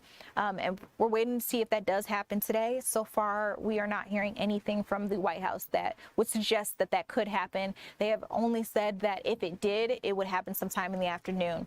Now, with that being said, I do want to play that statement for you that he did put out on Truth Social. It's about 8 minutes in length. You guys, we can listen in together. Short time ago, the United States military began major combat operations in Iran. Our objective is to defend the American people by eliminating imminent threats from the Iranian regime, a vicious group of very hard, terrible people. Its menacing activities directly endanger the United States, our troops, our bases overseas, and our allies throughout the world. For 47 years, the Iranian regime has chanted death to America and waged an unending campaign of bloodshed and mass murder, targeting the United States, our troops, and the innocent people in many, many countries. Among the regime's very first acts was to back a violent takeover of the U.S. Embassy in Tehran, holding dozens of American hostages for 444 days. In 1983, Iran's proxies carried out the Marine barracks bombing in Beirut that killed 241 American military personnel. In 2000, they knew and were probably involved with the attack on the USS Cole. Many died. Iranian forces killed and maimed hundreds of American service members in Iraq. The regime's proxies have continued to launch countless attacks against American forces stationed in the Middle East in recent years, as well as U.S. naval and commercial vessels and international shipping lanes. It's been mass terror, and we're not going to put up with it any longer. From Lebanon to Yemen and Syria to Iraq, the regime has armed, trained, and funded terrorist militias that have soaked the earth with blood and guts. And it was Iran's proxy, Hamas, that launched the monstrous October 7th attacks on Israel, slaughtering more than 1,000 innocent people, including 46 Americans, while taking 12 of our citizens hostage. It was brutal, something like the world has never seen before. Iran is the world's #1 state sponsor of terror and just recently killed tens of thousands of its own citizens on the street as they protested. It has always been the policy of the United States, in particular, my administration, that this terrorist regime can never have a nuclear weapon. I'll say it again, they can never have a nuclear weapon. That is why in Operation Midnight Hammer last June, we obliterated the regime's nuclear program at Fordow, Natanz, and Isfahan. After that attack, we warned them never to resume their malicious pursuit of nuclear weapons, and we sought repeatedly to make a deal. We tried. They wanted to do it. They didn't want to do it. Again, they wanted to do it. They didn't want to do it. They didn't know what was happening. They just wanted to practice evil. But Iran refused, just as it has for decades and decades. They've rejected every opportunity to renounce their nuclear ambitions, and we can't take it anymore. Instead, they attempted to rebuild their nuclear program and to continue developing long-range missiles that can now threaten our very good friends and allies in Europe, our troops stationed overseas, and could soon reach the American homeland. Just imagine how emboldened this regime would be if they ever had and actually were armed with nuclear weapons as a means to deliver their message. For these reasons, the United States military is undertaking a massive and ongoing operation to prevent this very wicked, radical dictatorship from threatening America and our core national security interests. We are going to destroy their missiles and raise their missile industry to the ground. It will be totally, again, obliterated. We're going to annihilate their Navy. We're going to ensure that the region's terrorist proxies can no longer destabilize the region or the world. and attack our forces and no longer use their IEDs or roadside bombs, as they are sometimes called, to so gravely wound and kill thousands and thousands of people, including many Americans. And we will ensure that Iran does not obtain a nuclear weapon. It's a very simple message. They will never have a nuclear weapon. This regime will soon learn that no one should challenge the strength and might of the United States Armed Forces.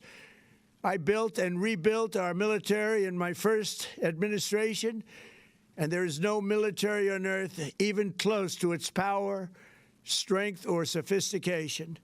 My administration has taken every possible step to minimize the risk to U.S. personnel in the region. Even so, and I do not make this statement lightly, the Iranian regime seeks to kill the lives of courageous Americans. So you were just listening there, and that was a pretty good segue to end off of, as the president just said that he thinks the Iranian regime seeks to kill. We do know that there have been some retaliatory strikes that will probably continue throughout the day as we continue this ahead. Now, I do want to let you all know that there are some hyper-local headlines. I represented Fox 5 Atlanta, so there are some things that are happening right here in Georgia that we should touch base on. We'll take a quick step back, and when we come back, I want to bring you some more news of things that may be affecting you a little more on the local level. We'll be right back.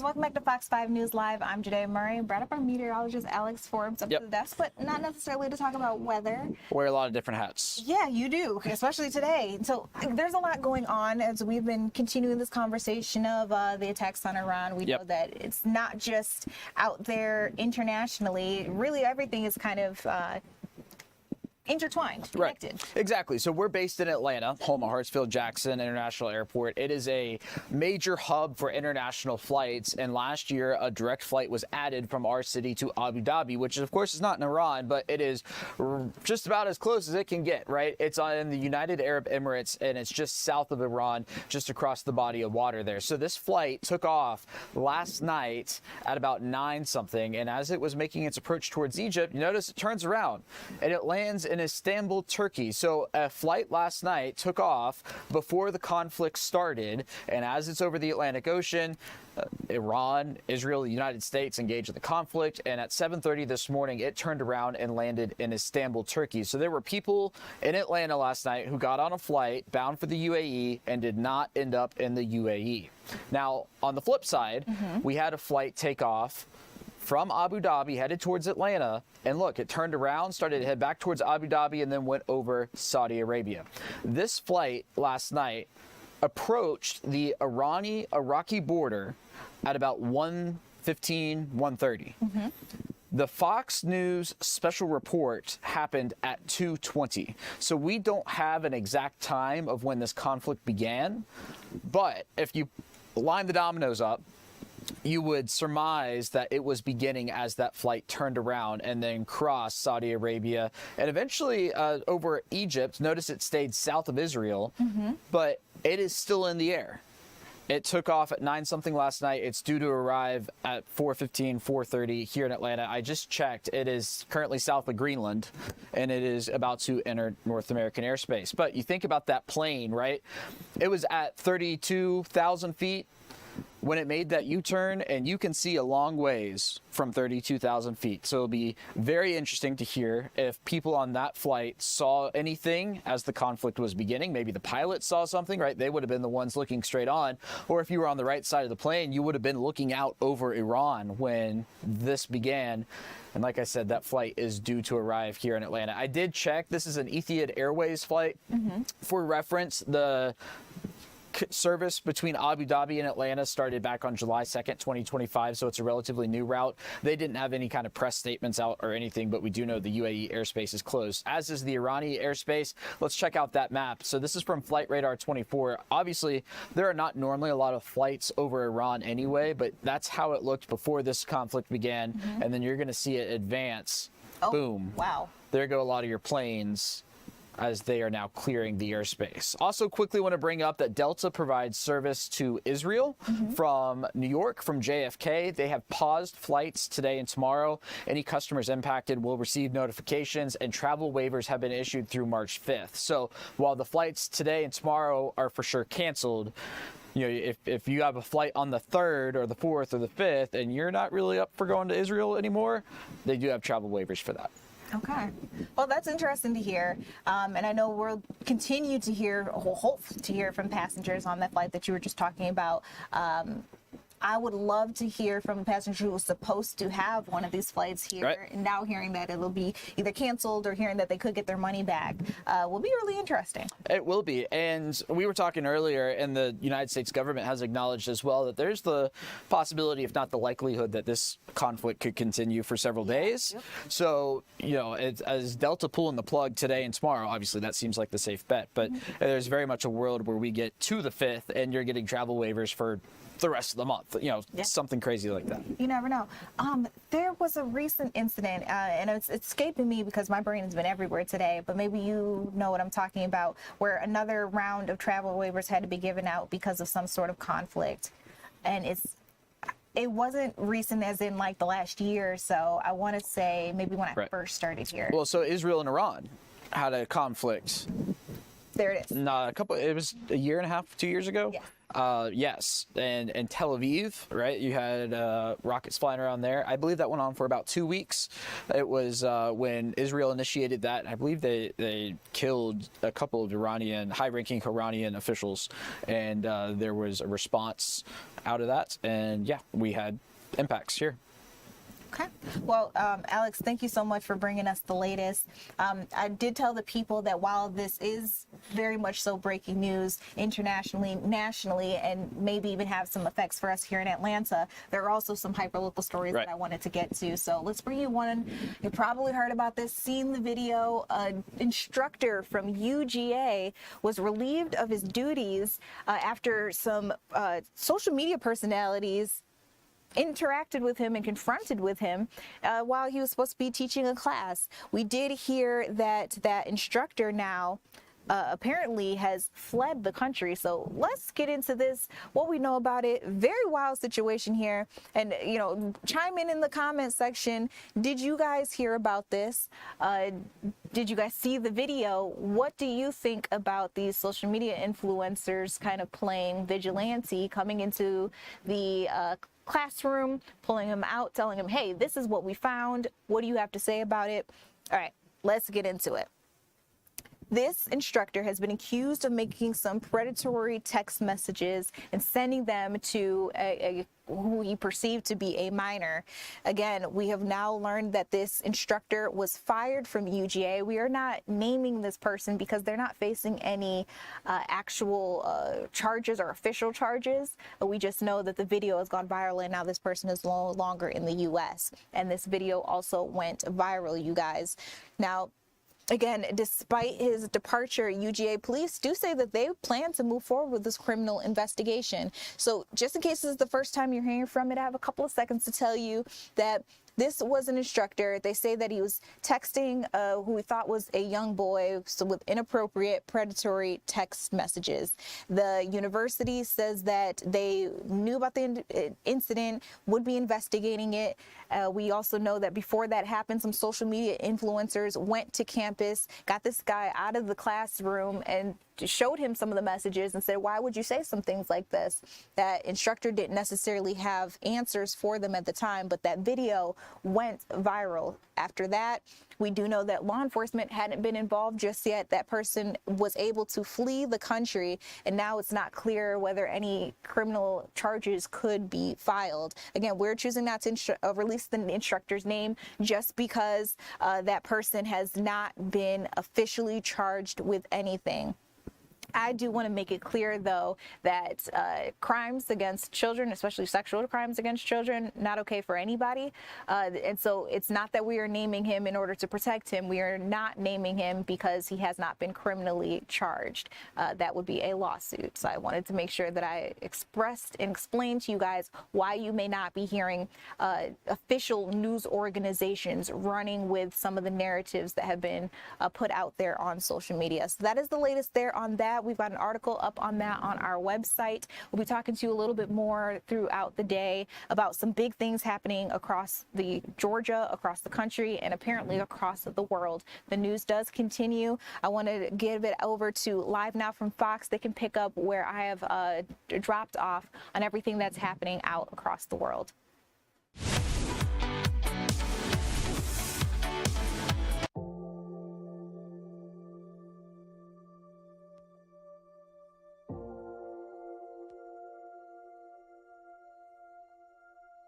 you.